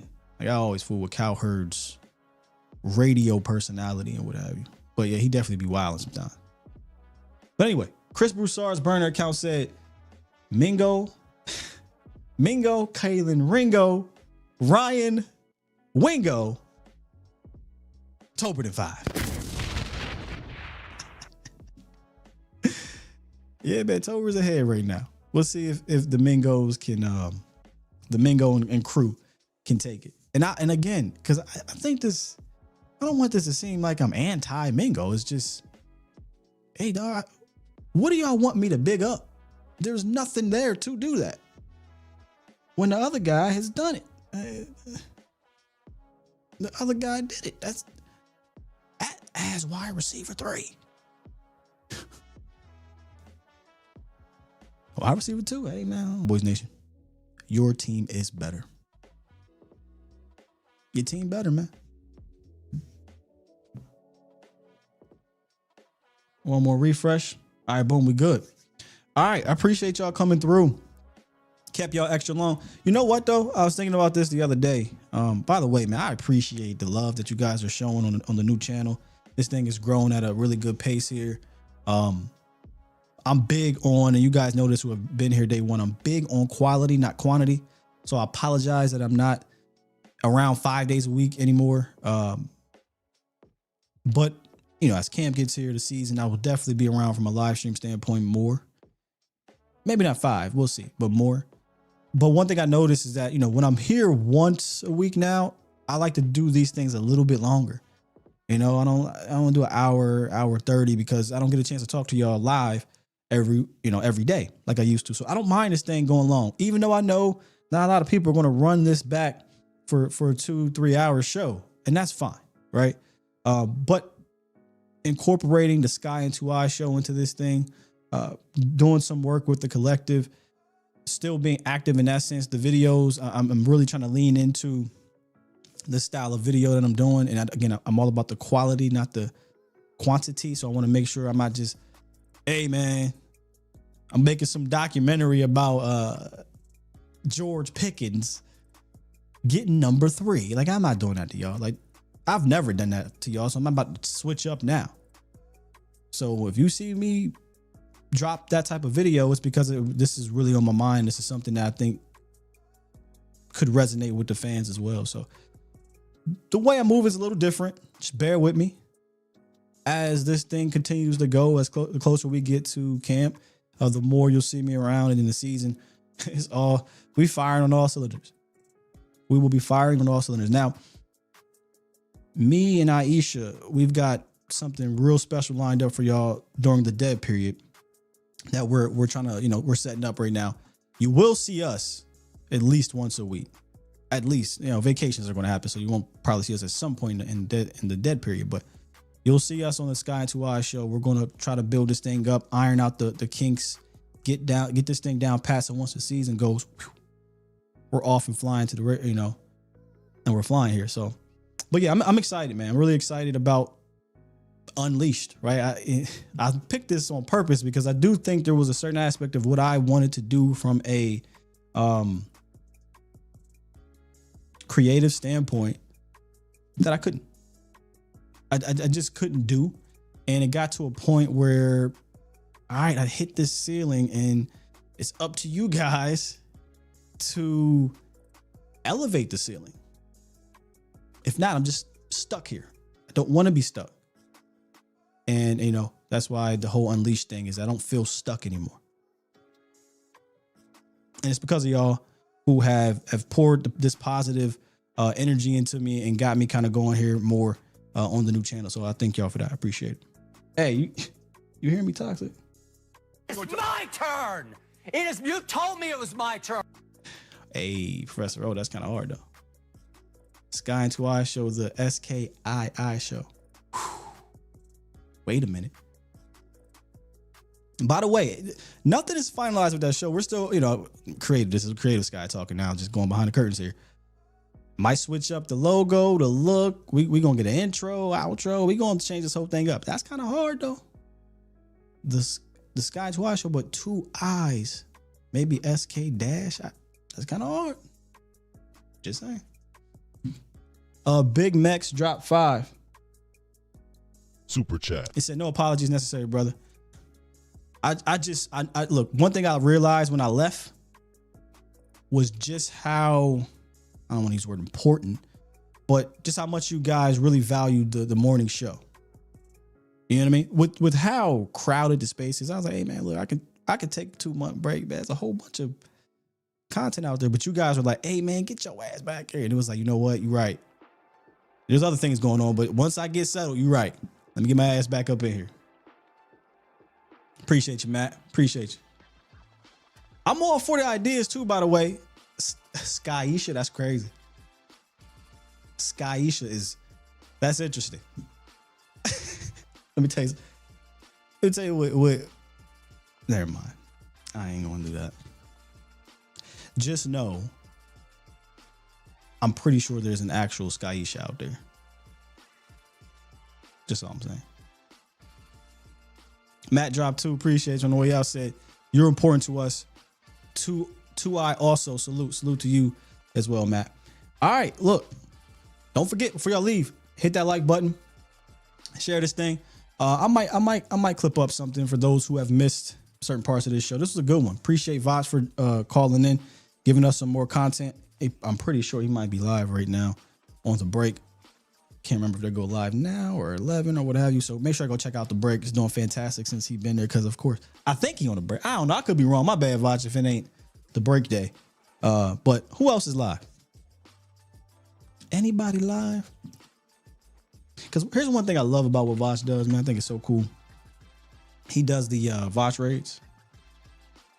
I think that's dope. Like, go support XYZ. I don't see anybody live right now, though. All good. All good. Brandon said the 2 lights. Hey, somebody said my 2 light brights. I said, yeah, we lighten up the screen. For sure.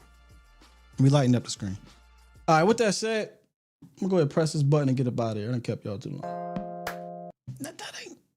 Push the goddamn button. Push the goddamn button. Here we go. I don't know, Toxic. Killing it over there.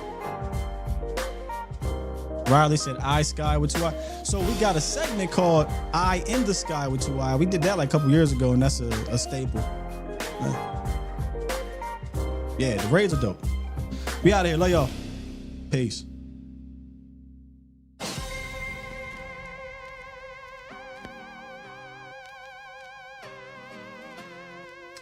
Next show, Tony. I will be dropping the Sky and 2 Eye Wednesday morning.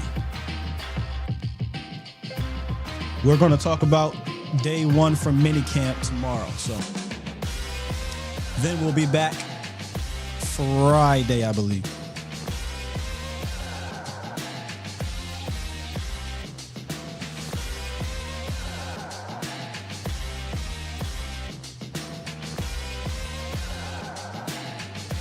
Hey, Matt, me and my bro was talking about Mania. You might see me there. Now, I probably ain't going to go to the show, but I might do all the festivities in Vegas, though. All right, man, we out here.